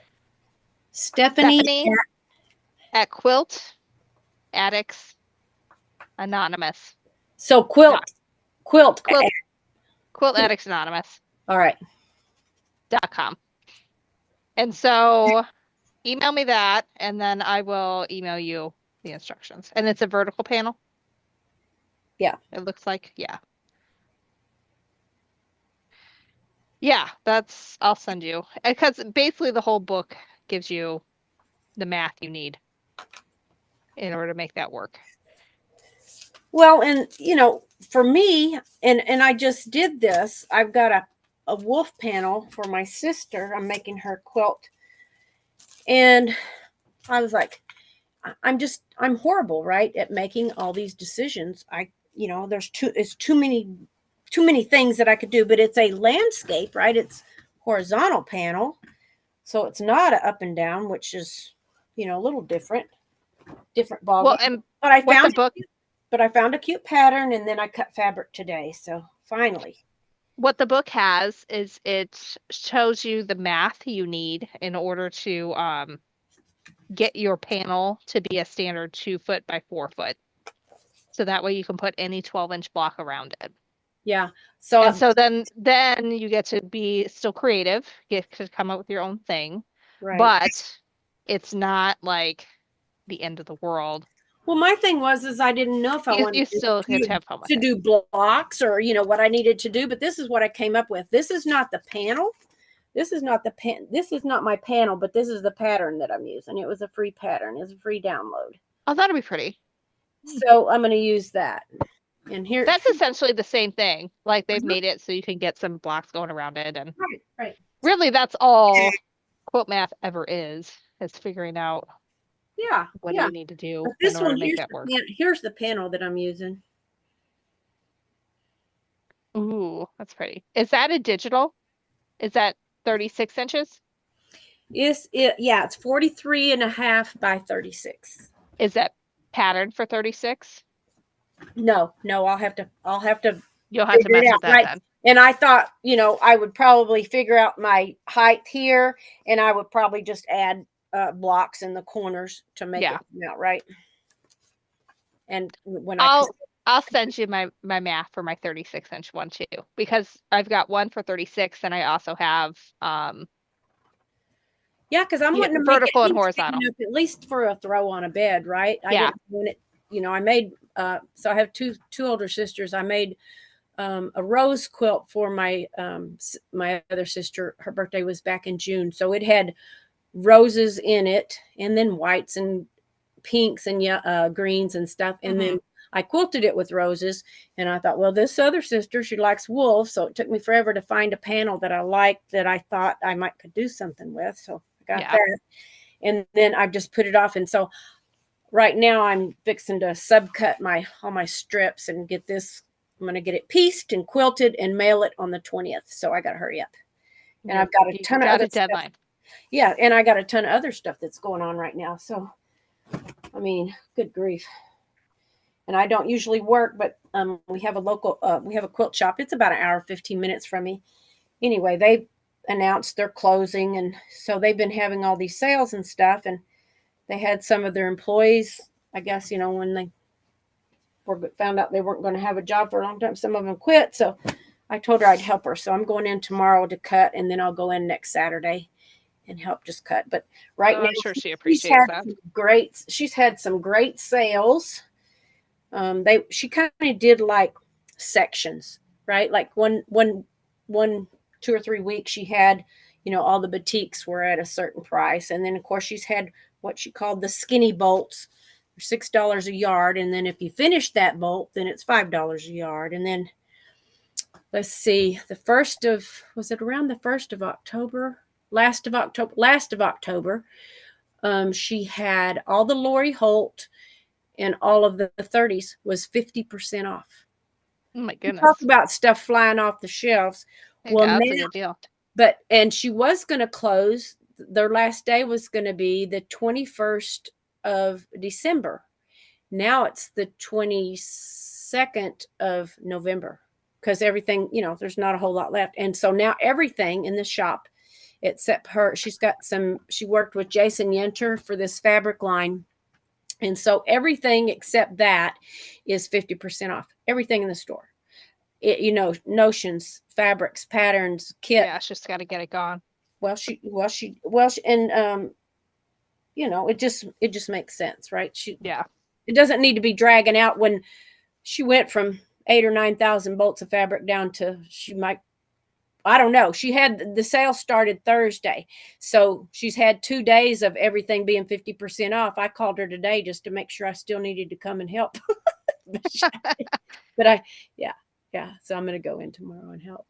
And then the next Saturday. I missed it, Donna. Where and is she selling online? She does have online, but I don't know if she's like with this 50% off stuff. I don't know if she is, but it's called One Quilt Place. It's in Fredericksburg, Texas. So you can go on to onequiltplace.com, I think, and look and then see, what's. I would think that right now it would be hard for her to have stuff listed on there. Like if you had something, if you knew what you were looking for, you could call and see if they had it and I could pick it up for you, or, whatever. But after that Lori Holt sale, there's a retreat center there too. And their whole place has been sold. And it's not going to be a fabric store. It's going to be, it's for senior citizens. It's kind of like where they do their Meals on Wheels and their other things. Mm-hmm. But we were there for a quilt retreat. And while I was there, that sale started for the 50% off Lori Holt and 50% off 30s. So of course I went over and I had to buy a few things, right? But her whole back wall, I'm trying to like guesstimate like the width, right? And then the shelving. And it was down, from probably 12 sections to about less than one, right? That had Lori Holt in it. That's how fast it went. So she's quite the name. Yeah. And even before that, she had like a lot of the stuff in the store was 25% off, like she would say everything in the store is 25% off. And then she would have special deals like, like I said, just different fabrics. And of course, your main fabrics, like your blenders and your solids and stuff like that, that all probably went the first week, right, of any sale. And then from there, then it went down. But the only thing that to me had a lot left the last time I was there was the batiks. But she had also had just had a batiks, that they were 50% off. But she also had a lot of batiks. So, but I feel like batiks, when we had them anyway, you either needed it as part of a kit, mm-hmm. or you needed back orders. Right. Because people don't like to just go buy like yards of batiks. It's not like the same. Yeah, and a lot of people don't even like batiks, which I don't understand because I absolutely love batiks. But everybody to each his own, right? So I like the Allison Glass batiks. Those had more of a modern feel to it, but the other batiks feel a little bit like glorified tie-dye. I know that probably sounds awful. I'm not making any friends. No, I agree. It's okay. Everybody's different, but I love them. I don't care. I love batiks. I love sewing with them. I love that they don't. They do feel silky. Spray, and you don't have to worry about which side you're sewing on, even though they say, "Oh, well, there's not a right and wrong." Yes, there is, and I know there is, and I still have to find the right side, right? So I make sure when I'm cutting that I know that I'm laying them a certain way, so I don't have to keep looking to see if they're right or not. But I yeah, do have a decent section of batik stash, but it's not my go-to anymore. well, I went to I think I probably told y'all that before. I got those from Marshall Dry Goods. There were 17 different batiks in a flat fold bundle for like $279, and they were each 6 yards. You cannot beat that with a stick, right? Like that's $2 and something a yard. It's crazy. Wow. Yeah. So I bought a bunch because I like them. Clearly. And then when I went, when I was making I made 6 quilts for my grandkids. I have 4 grandkids, and then my son's girlfriend has 2 kids, so it's like I call them my adopted grandkids. And so I made 6 quilts, and I made them all the same quilt in their favorite colors. But it was, it was all the same pattern, but everybody's quilt was different. Just because the colors, it was the same pattern, but. All right, Chantel, I need bow tying. Huh? I Oh, need you need- bow tying tips now. Yes. I'm trying to make things fancy by doing more than one bow. Have y'all I'm seen not those? turning I'm out. not great for that because a lot of what I learned about making bows was that they don't just tie them. They actually wrap them and use like zip ties and then like tape over or not Right. tape over, but it's kind of like taping over hide. essentially They with mask. ribbon. Look, mask. just so you don't know that not everybody has a pretty bow. Here's mine. It looks very bad. We used to live across the street from a guy. He worked at 3M, and he made a bow maker. It was like the old timey ones, right? Like that had the little plastic push pin that you would push into the top of the box, right? But it was made just like the bows they have now with a sticker on the back. Mm-hmm. But that was the coolest thing. You would put that little plastic piece with the pointy shape, right? You'd set that in, and then it had a handle, and the handle would keep turning. So it would, as you turned, it would it would like twist the ribbon, and then it would push it onto that peg. And so you could make the bow as full or fluffy as you wanted by however many times you turned the handle. That was really cool. I can't even wrap my mind around that, but that sounds amazing. It was very cool. And you just turned the handle, and you loaded whatever ribbon you wanted on there, and it would push it onto that pin, and it would rotate it in a way that it made perfect bows. It was fun. I burnt the heavens out of my thumb when I was making bows. I wish I had a machine that magically they made weren't bows for me. They weren't like your bows, though. You know what I'm talking about? It's like right. They're like buy a bag of them, right? And they're all uniform and circle. They make a circle, and they got a little piece of sticky on the back. You peel it off and stick it on your package. That would still be cool. Yeah. My brain is currently trying to figure out how to do a French seam and include a little tie on the sides so you can wrap it around. And I'm like, why am I attempting to do this? It's like, y'all be quiet. I'm trying to think. No, you're fine. I'm on my 3rd beverage of the night. We're all sitting here chatting. And I'm trying to do complicated things. I'm like, not the time. French seams figure this out. All you need to think is right sides together. I know, right? But then it'll fray, and I will be sad. French seams. French seams. It won't fray because it all. Oh, we're just saying. I know, but I want to have a little ribbon on the side so that I can wrap it around and not have to deal with anything fancy. So you need a drawstring on the top, and then, but you can't. But then with a drawstring until you've made the sides. So you with the drawstring, still you need something serged so that it doesn't get all funky. Just split the seam after you make your seam. Just split a little area and then sew it. I did that. This looks like you didn't like it. This looks like dog shit. Is what this looks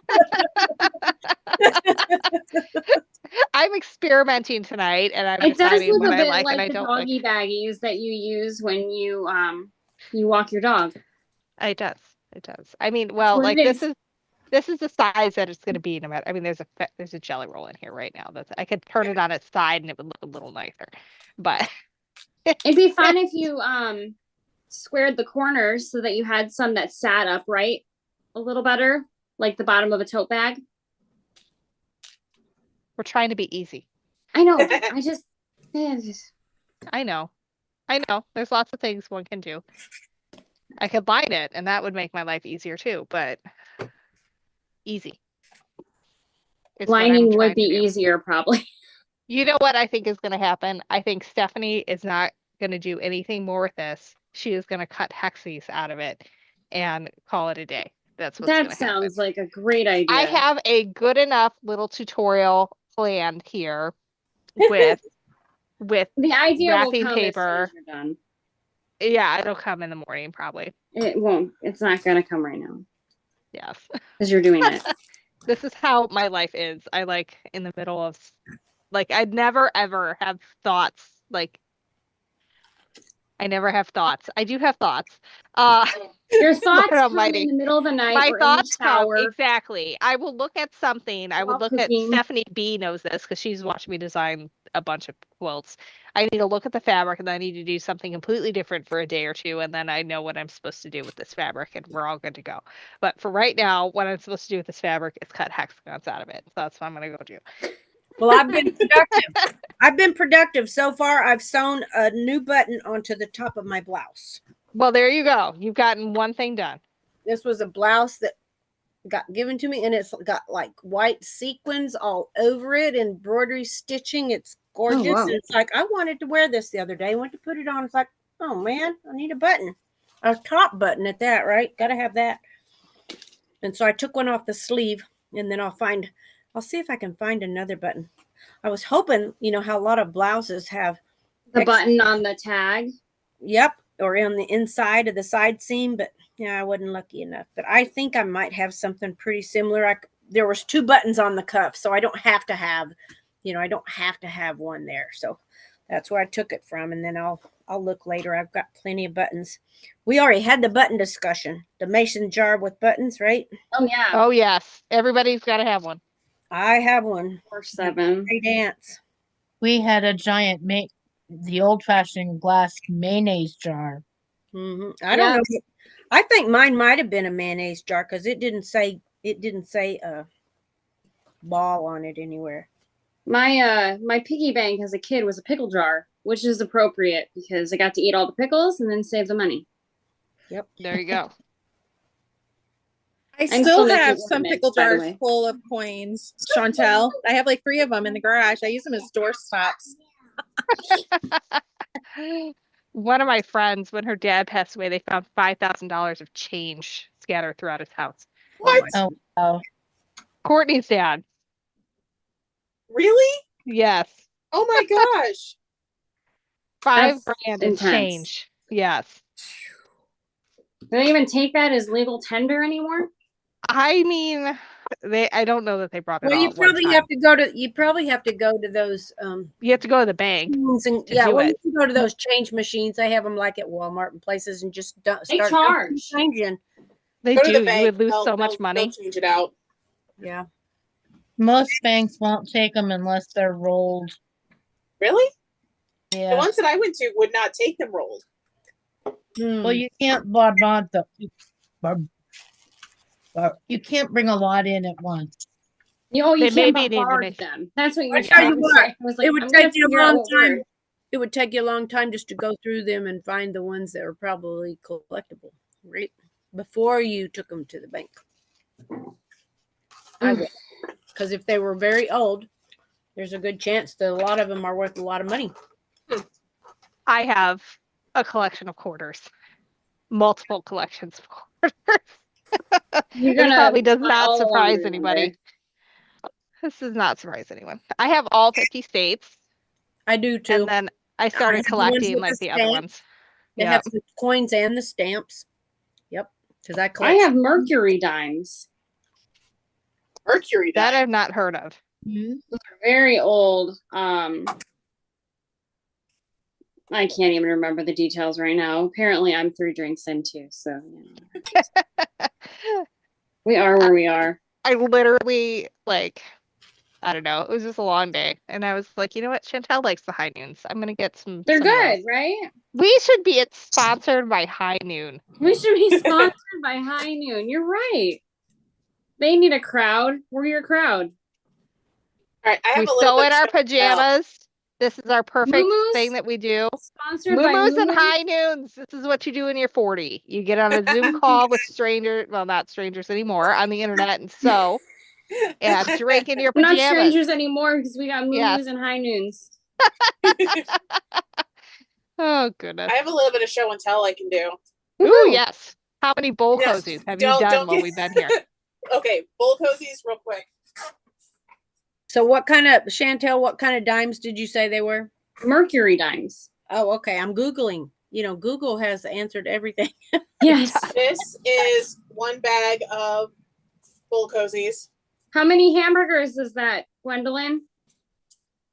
That's a McDonald's drive-thru. I feel like that's like 8 hamburgers. And then this bag is even more full. Oh yeah, Oh my totally 10 hamburgers. These are the big Joann's bags.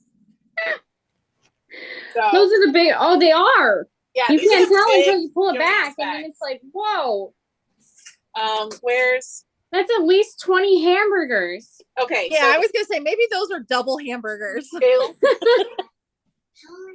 double patties. But no, so I was finishing up this batch using up the last of my thread color. This is how much of my bobbin is left. Bobbin Oh my chicken. goodness. I Winner. won. You bobbin did chicken. good. Winner, winner, bobbin chicken dinner. And That then like I'm also never cleaning happens. out my machine because I had probably about 3 dozen bowl cozies that I was doing. Please tell and me this- your aunt is paying for your machine cleaning. I should ask her, but she's not because I did just get my machine back from the spa. The spa. last- It is a spa. Yeah, that's called a spa Costs that day. much. It's the spa. Yeah, she had a spa date. She was so I've had her back for a week. So there's the bobbin case. Oh, It's already that full. Yeah, you need to get that machine in all the You time. just need a little vacuum. And then I have 3 different views. Here's this one. Yeah. I mean, I then- clean my machine constantly, and I feel like it always ends Or up what's- like that when I'm using cotton. I clean mine every bobbin change. I don't do it every bobbin change. I do it I- if I'm not doing bull cozies, I probably clean it about once every other week or so. During bull cozies, I try to do at least once a week, if not more than that, depending on how much. I would have to do it more than that because that stuff just gets packed in there. Yeah, It gets I packed- try to wipe out with my little brush or whatever when I'm down there, whatever I can see. But yeah, the deeper cleaning. I use a pipe cleaner. I won't use a brush because I feel like I'm poking it farther in. But a pipe cleaner. Well, grabs- those bottom drop. It depends on if you have a drop-in bobbin or if you have the front-loading bobbins. The front-loading bobbins, if you use the brush, it'll fall out. Yeah. Mine's a top. Mine's on Yeah, top. that's different. You want to use your I you st- don't want to push it into places. Right. So here's your definition for the Mercury dime. I recognized it as soon as I saw it because they say Liberty on them. It says the Mercury dime is a 10-cent coin struck by the United States Mint from late 1916 to 1945. Mhm. Designed by Adolph Weinman and also referred to as the Winged Liberty head dime. It gained its common name because the obverse depiction of a young Liberty identifiable by her winged. Now, see it. Here's a word I have no idea. PHRYGIAN. Fire. Well, it's going to be F something. PHRY. GIAN. Cap was confused with the Roman god Mercury. Weinman is believed to have used Elsie Stevens, the wife of lawyer and poet Wallace Stevens, as a model. The coin's reverse depicts a fascis, symbolizing unity and strength, and an olive branch signifying peace. So there you have it. So yes, I have those. She has those. I have, No, the thing and is, I'm funny. sure I usually, have. like, they're I'm a sure I family have thing. some of those. Yes. And so coin people are always impressed. And then if you're not a coin person, they're like, what are those? And it's like, well, yes, they're old, essentially old fancy dimes. Yep. Yep. I have a lot of old coins too. I collect coins and stamps. Stamp collecting kind of went out the window for me though when they did all the the self-adhesive stamps. It's just Yeah. I didn't like, it's like, okay, well. I collect spoons. She does. Can't collect tell, you know that spoons. here in Davenport there's a spoon museum. Yeah. This is what I heard. I have never been there. And Well, you need to come visit, clearly. I have not been there either, but I've always been kind of intrigued. we all go to the spoon museum. Yeah. Road I'm trip. currently really mad because I needed one more character in order to have no repeats on my hexies. Ugh. And there are only 5. They weren't thinking about us EPPers. They were not. Stephanie's a little drunk, I think. It's okay. Stephanie says, maybe we're going to be done early. Is it? What time No, is it? I'm having a great time. It's 11:30. And I don't have a crazy day tomorrow, so it's great. That is insane. You always have a crazy day. I don't tomorrow. There's no Nutcracker rehearsal tomorrow. That's why. And I don't even, and I Or don't random even, birthday I don't parties. even- I don't even work, and I have to work tomorrow. Speaking of Nutcracker, how did the fittings go a couple weeks ago? Oh, yeah. Oh, fine. I still have to do the alterations. So there's that. How much work did they end up giving I don't you? think it's gonna be that bad. It is mostly it's gonna be all hand sewing, which is a pain. But it's like tacking sleeves up a little higher. Okay. Or in one case, I have to do the hemline up significantly. But again, hand sewing because we don't want to damage the costumes for future use. So I don't think it'll be bad. I'm not starting it until I'm done with the book, which will be tomorrow. Tomorrow.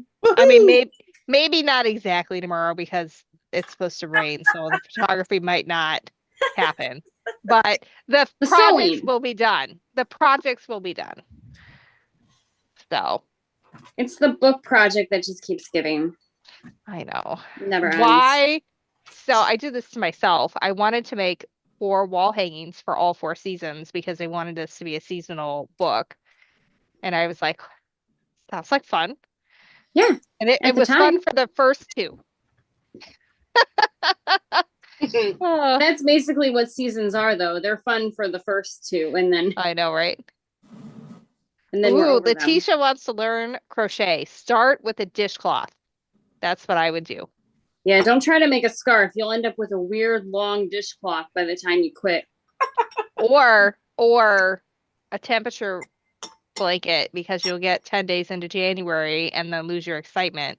It'll be a temperature first 10 days of January. Stephanie, I feel like I could have told you that was going to happen. I'm sure. I second that on the 10 days of the temperature quilt. I have one I started in 2016. I am in July of that quilt, right? But I figured it out after I got so far. I measured, I'm using a pretty small hook because 300 that year was 366. That's like, okay, that's 366 rows, right? So I was trying to make it decent. It's gonna be 13 foot long when I'm done. Oh my gosh. So I thought maybe I should do 6 months, right? And then do another 6 months, right? But it's like, no, I'm not done in July, so I'm not gonna undo it all. So yeah, I don't know. It's gonna be folded in half anytime it's being used, right? Because it's gonna be 13. It'll be very warm and very heavy. But no, maybe I it was would just a half year. Really honestly start with a washcloth. With a washcloth. Because they're practical, they're small. Once you get the hang of it, you can do them in a couple hours. And if you hate it, you made a washcloth. Well, and you spent less than $10. Yeah. And you can find patterns all over the place at Ravelry and a lot of really good. Actually, my sister and we have it finished, and now that the book is done, I might actually get to do it.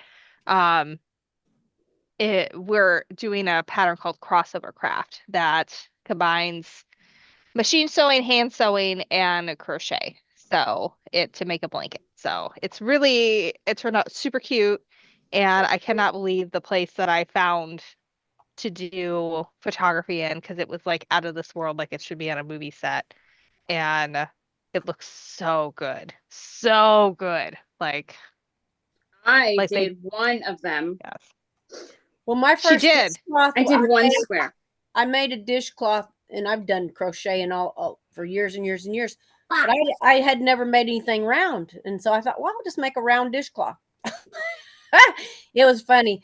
I put too many stitches into one spot, right? Like I should just put 2 stitches in this spot and then went around and put 2, I think I was putting 3 in every one. It's kind of waffly, but I'm telling you, if you use 100% cotton yarn, which is what you need for dishcloths, A dishcloth, yeah. it never smells ever. I can get a brand new washcloth at the store. I can get it wet and the next day it stinks, right?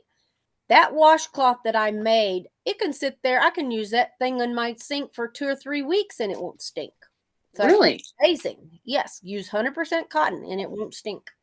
Yep. Here. I've got one that I made for Lily for her pretend kitchen. I'll go get it. Lily has stepping one away. for When she pretend gets kitchen? back, I have my block laid out ready if you guys want to see it. Ooh, let's see. Now I haven't stitched it. This is the layout, right? Oh, Oh, cool. Grab it. It's oh wow. That's so Oh my goodness. That is a lot of work. Let me put a pin in that one. I like the way that you used your cotton quilt and iron thing, whatever that thing's called. I have one of those. Okay, can you see it? Okay. Yeah. All right. So do you see the low volumes? Yes. How Yes. I use them instead of the blacks this time with the colors. I don't know. What do you think? Anything need to be altered? I feel like I liked the darks better because I don't know if the low volumes are speaking low enough to me. Yeah, some of them, like Okay. the owl up top. Let me show you the block so you know what you're looking for. Yeah, that's not coming across. So the low volumes are only in the frame. Only where it's light in the frame. Here. Okay. It's now not. it's the It's center. not. They're all coming off kind of medium. Some of them are coming off light. Okay, which Like one? Because the this one's skull. That one's clearly, but like your white with the black skull on the opposite That looks side of really that, dark. That's coming up dark. okay. Yeah. Also the owl on the top. You think that's too dark too? I was worried about the owl.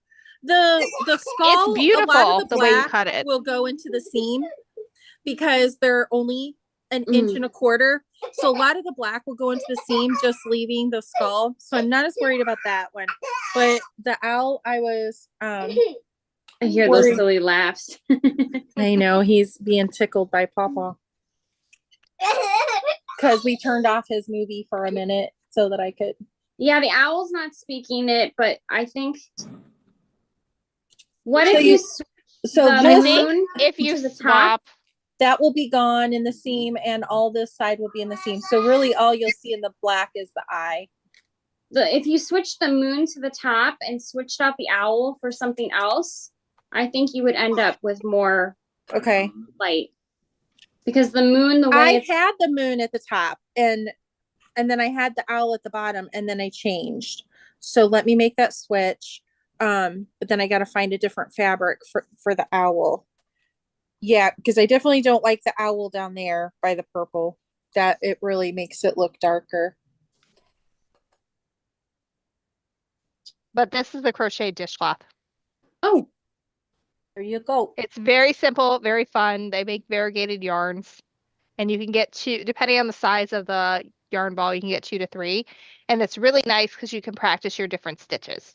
So like this one is all single crochet, and then you could practice half double and then all double crochet, and you can mix it all up, like you can have a lot of fun with it, but it's That a speaks very better low to me. commitment. Yeah, I like the moon better at the top. So that one. So if I find something else for that one, anything else? I'm still not super sure about your skull. About the skull. And then also the bottom corner that has some pink in it. Yes, that one. Okay, that one is like a teacup. It's a little bit dark brown. It's not dark brown. It's like a caramel. It's kind of like a caramel color, but I was worried about that one too. Okay, so let me make those switches, and then I'll show you again. Okay. So I learned tonight that you should use cotton yarn for dishcloths. I did not know that. 100%. There's specific yarn that's meant for it. It's called, what is it called? Something cream. Sugar and cream, maybe. I just bought some at Joann's, but I made sure it was 100% cotton. It almost looks like a cone. It comes like a cone shape. You can get like big ones like that, but you Yeah. also can get like little ones Yeah, you can get small. too. Like I got a bunch that would coordinate with my kitchen colors.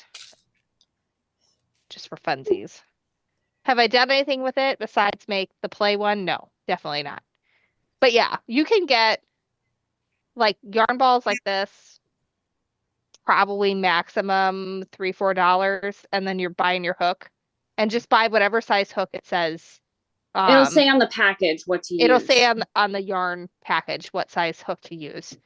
And then Ravelry has so many patterns that are free that you can start with, and then just YouTube.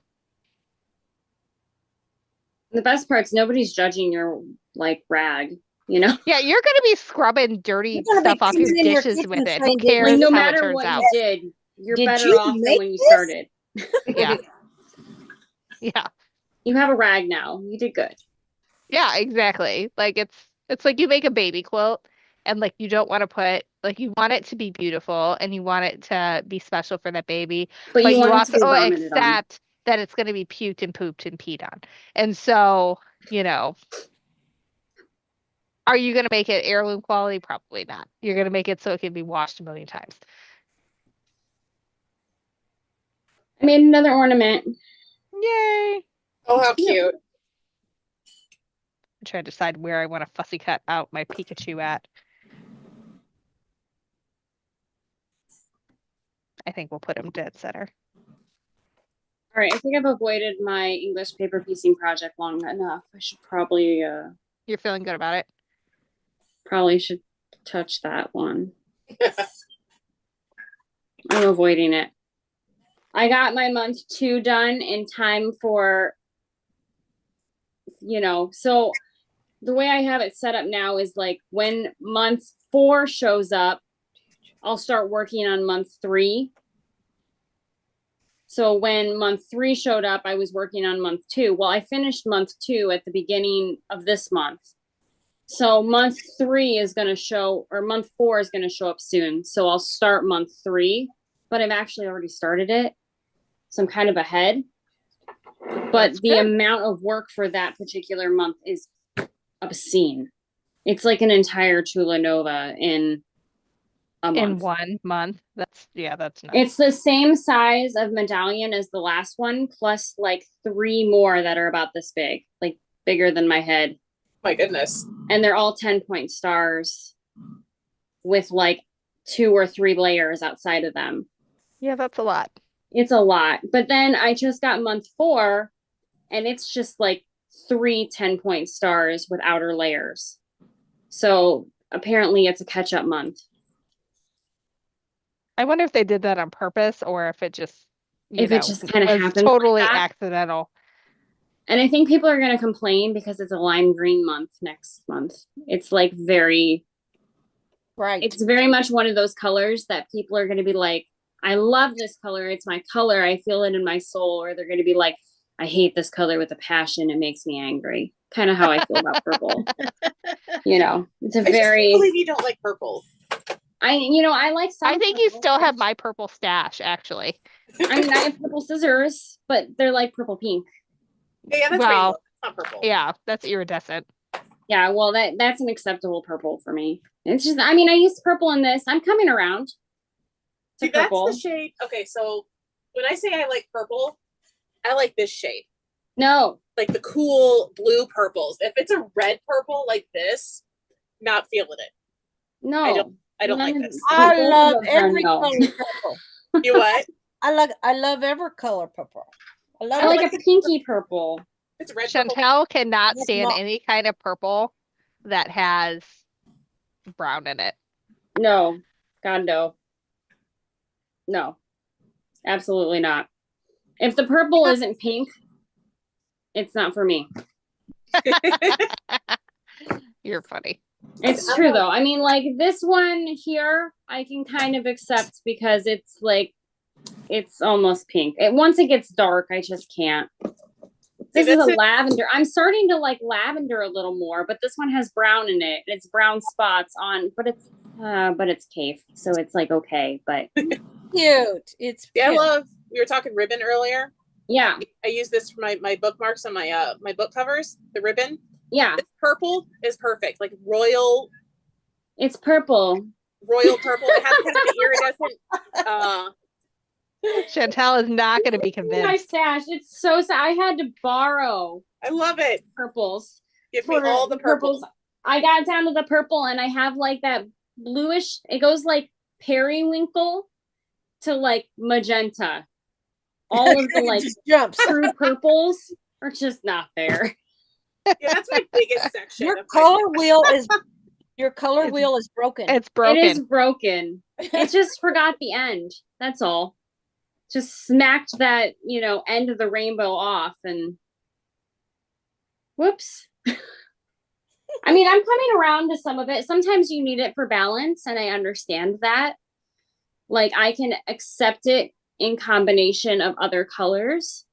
And there's some purples that I'm more accepting of, particularly when they're next to teals Yes. or pinks.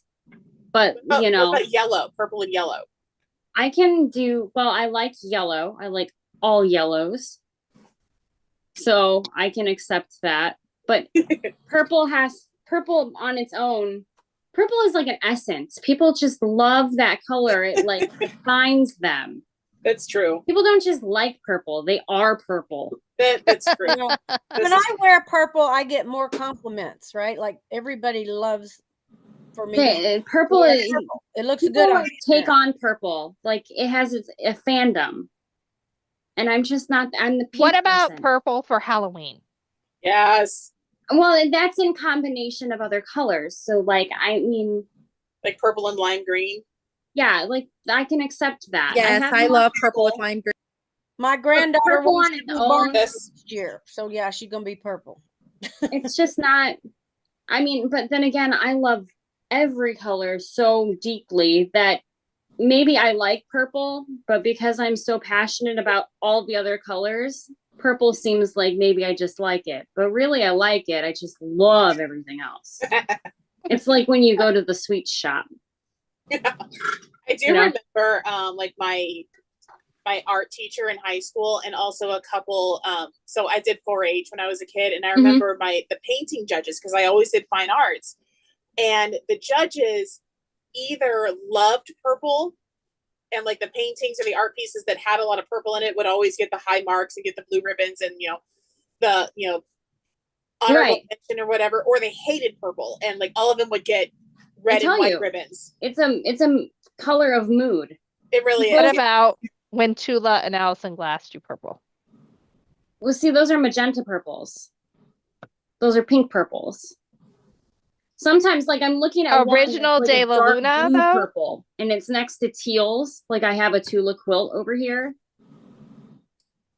I accept her purple because it's Tula, but it's never by itself.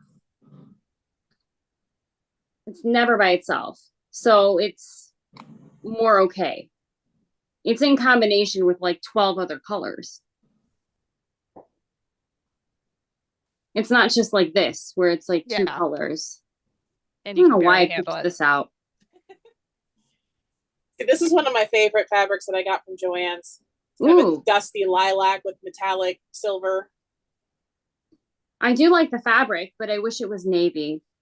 I think they have it in a navy or a gray. Like it's in Of another course. colorway too. You're funny. Just don't like purple that much. Love pink. It's kind of like, I like if I think of a color for Stephanie, I'm gonna think like teal, turquoise, Teal. blue. I And have then been I'm getting like, into more like gold pink, accents lately.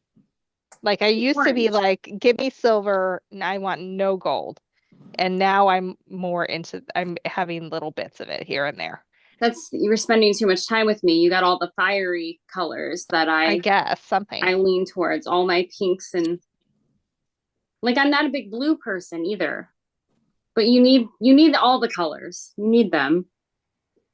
But See, I'm not really a big orange person. Like it see, I depends. love It orange. depends. It depends on the There's shade. a lot of people I know don't like orange. Look at all that orange right there.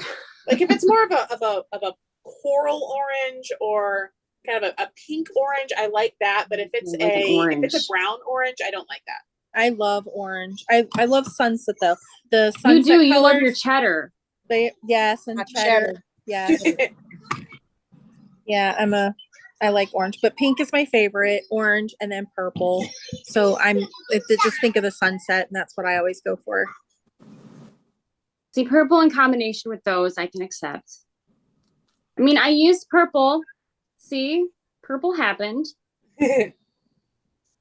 but it happened in combination with See, lots of that other could kind of be like a magenta, which is a lot of pinkish to it. Exactly. Too. It's a pink purple. Yeah. So are you trying to do like a whole tree of those? Or are you I just have having no to have idea. little I think bits? I'm trying to avoid making presents for people. So it's your procrastination project. It's all good. That's why it's so I won't judge well you. done right now. They look really cute when you get the like thing all wrapped around them so that you don't see any of the pins. And then I need to do the ribbons and stuff and the ties, but this one has purple on it and it's probably my favorite one. You're making them for Christmas presents? I was making them for my tree. I have very colorful. Well, I have one tree that's very colorful, maybe two this year. I really want to do a tropical tree though. And I just don't have the stuff for it this year. So it's going to have to wait till next year. I feel like you and my mom could sit and chat and bond about all the forest of Christmas trees and the bows, because she likes making bows too. And Oh, I could do that all day. My grandmother used to make flower arrangements and wreaths and all of this stuff. And she would sew and embroider and she taught me none of it. what? Aww. Yeah. And it's not like she didn't want to teach me. It's just that she was like doing it. Right. And, so slowly I've like picked up, I have the knack for it from her and I've seen her work, but I wish I would have like been like, no, grandma, you show me now.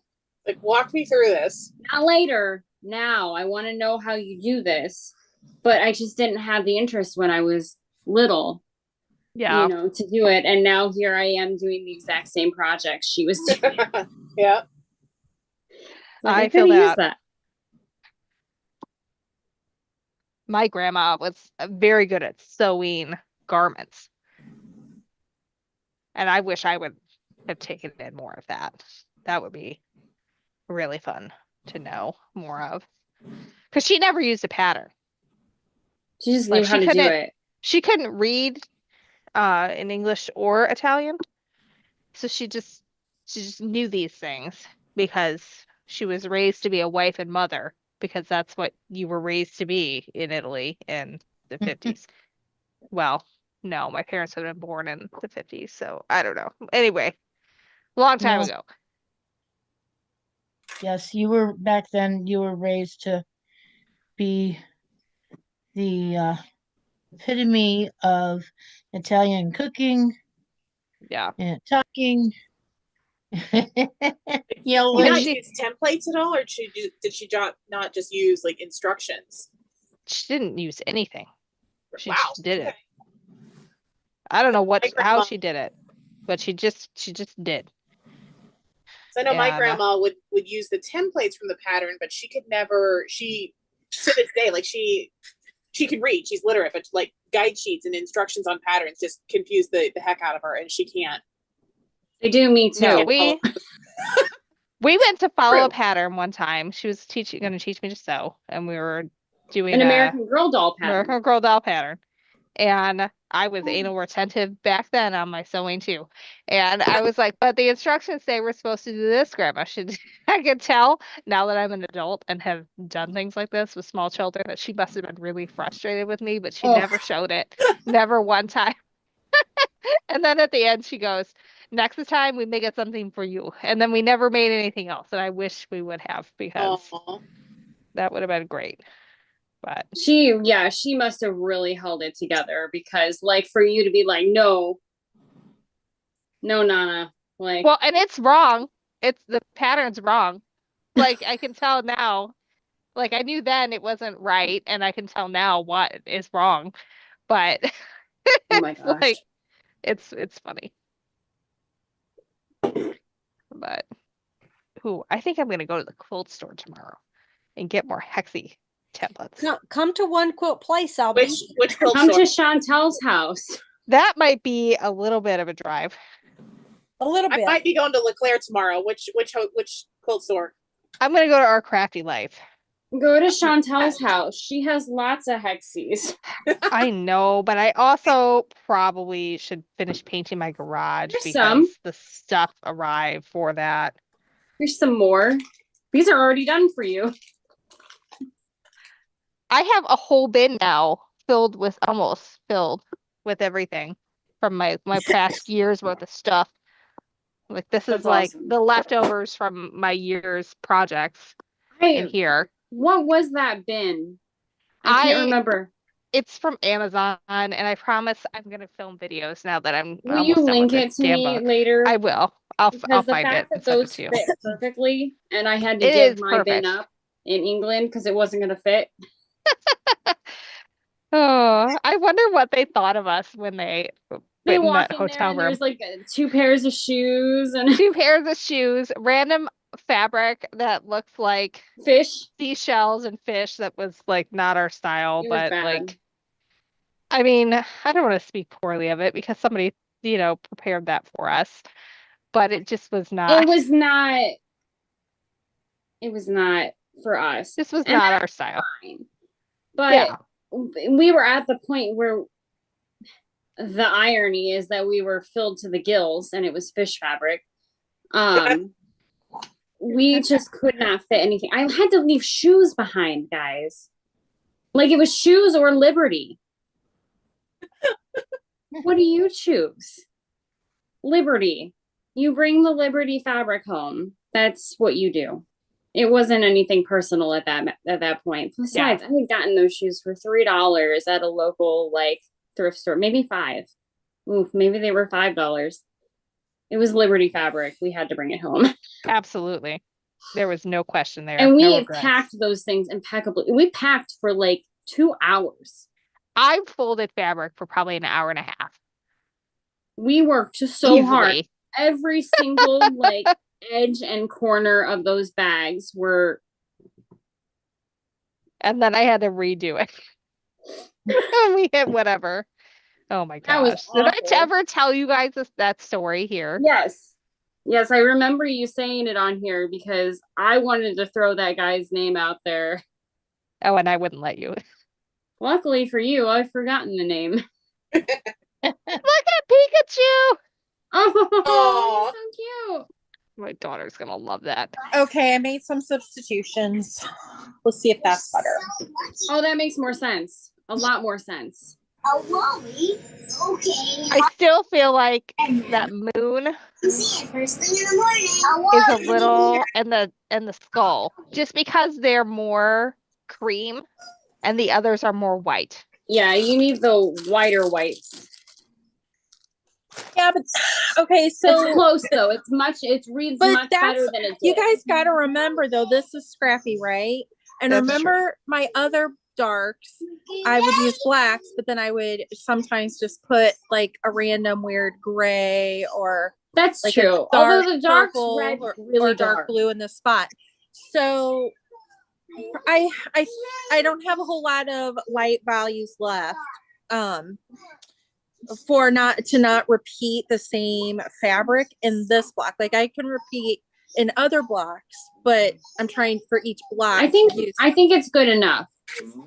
But Yeah. the balance of it for darks or lights? Is there anything that needs to be adjusted, or I would too say many- that the cat and the skull are still bothering me though, because the cat is really, really light this and one? the skull is pretty dark. This one. Yeah. I wonder if I flip them. This is very good. Dimples is gonna be so. I tried to hide the seams of the skull to show you, but it's kind of hard. I don't have my iron on, so I'm not ironing I it did back. notice that you'd done that, and that does help, I think. Maybe these new homes are just for a while. Maybe you'll get. I like how Theron's like a midnight kid. What time? I wonder what time he gets up. We gotta You know, know this Penny answer. seems to like to go to bed late and gets up late, and I have to admit, I kind of like that. I don't mind her getting up at 9:30 and 10 if she's going to bed at 8:30 or 9. Everybody's still up at 8:30 or 9 in my house anyways. My kids are up at like way too damn early. Like We call Angela it the sets her ass own crack of alarm. dawn in our house. Angela sets her own alarm for 6 a.m. to get herself up Jeez. for she has early school someday where she's got to be there early. 6 On a.m. Saturday too. 3 days a week, 6 a.m. What is wrong with her? What is Well, wrong with her? Because some days she has to be at school at 7 o'clock. Jeez. And That's she true. farts The around other this school that she we went farts to was around early. too much. She farts around too much in the morning is the problem. It takes All her too right, long I to get flipped ready. those two, and then I changed something else too. Trying to see what you changed. I like that. That works for me. I like it with the skull looking into the block, actually. I think Yeah, that I makes a lot think of so sense. too. I think that was a good call, Steph. I know that you were looking at value at more than you were at them going in, but after I flipped them and they're both facing into the block, I think it made a difference. Yeah, it definitely Yeah. does. I always love to have things looking like the right way. Like I'm I making don't sure know my how I Pikachus missed are it. going different directions. Yeah, I don't know how I missed it. How do you Oh. like those pins? Those magic pins. Oh my gosh, I love them. It's like I have like every variety of them.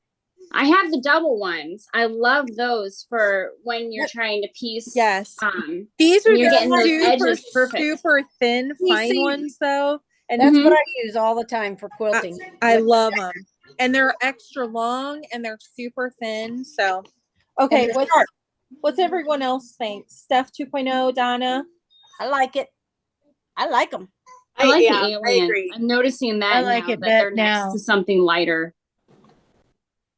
Okay, I'm going with it if you guys Do all- it. It's a thumbs up. Throw it up. Do it.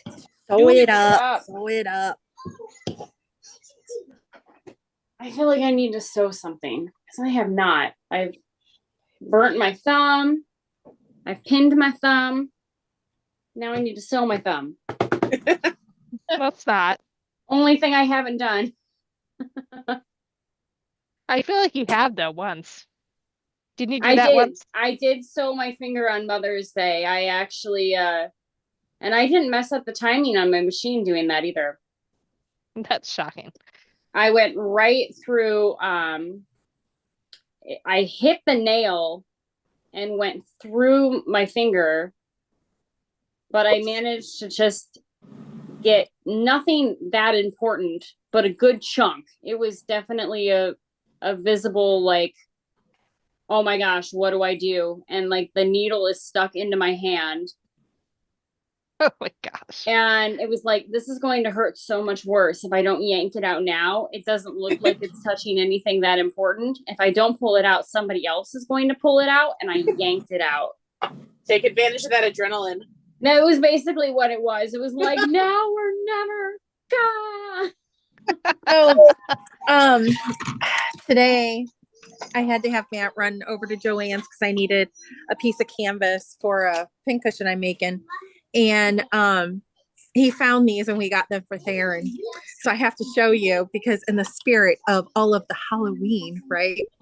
And Which is his never love ending for you. for skulls. Oh my gosh, And those for, are so for fun. skeletons, actually, his love for skeletons. So that's the skeleton snake. It's a skeleton bear, a skeleton dog, and a skeleton unicorn. Rainbow. Rainbow fun. skeletons. Look, And it matches my fabric. he is absolutely loving them. We have been playing with them all day. He's hilarious. I know. Hi, buddy. You gonna show your skeleton? No, a shark? Yeah, that's your shark. You go get your skeletons. You can show the ladies your skeletons. Oh, what's that shark? Skeleton Yeah. snake.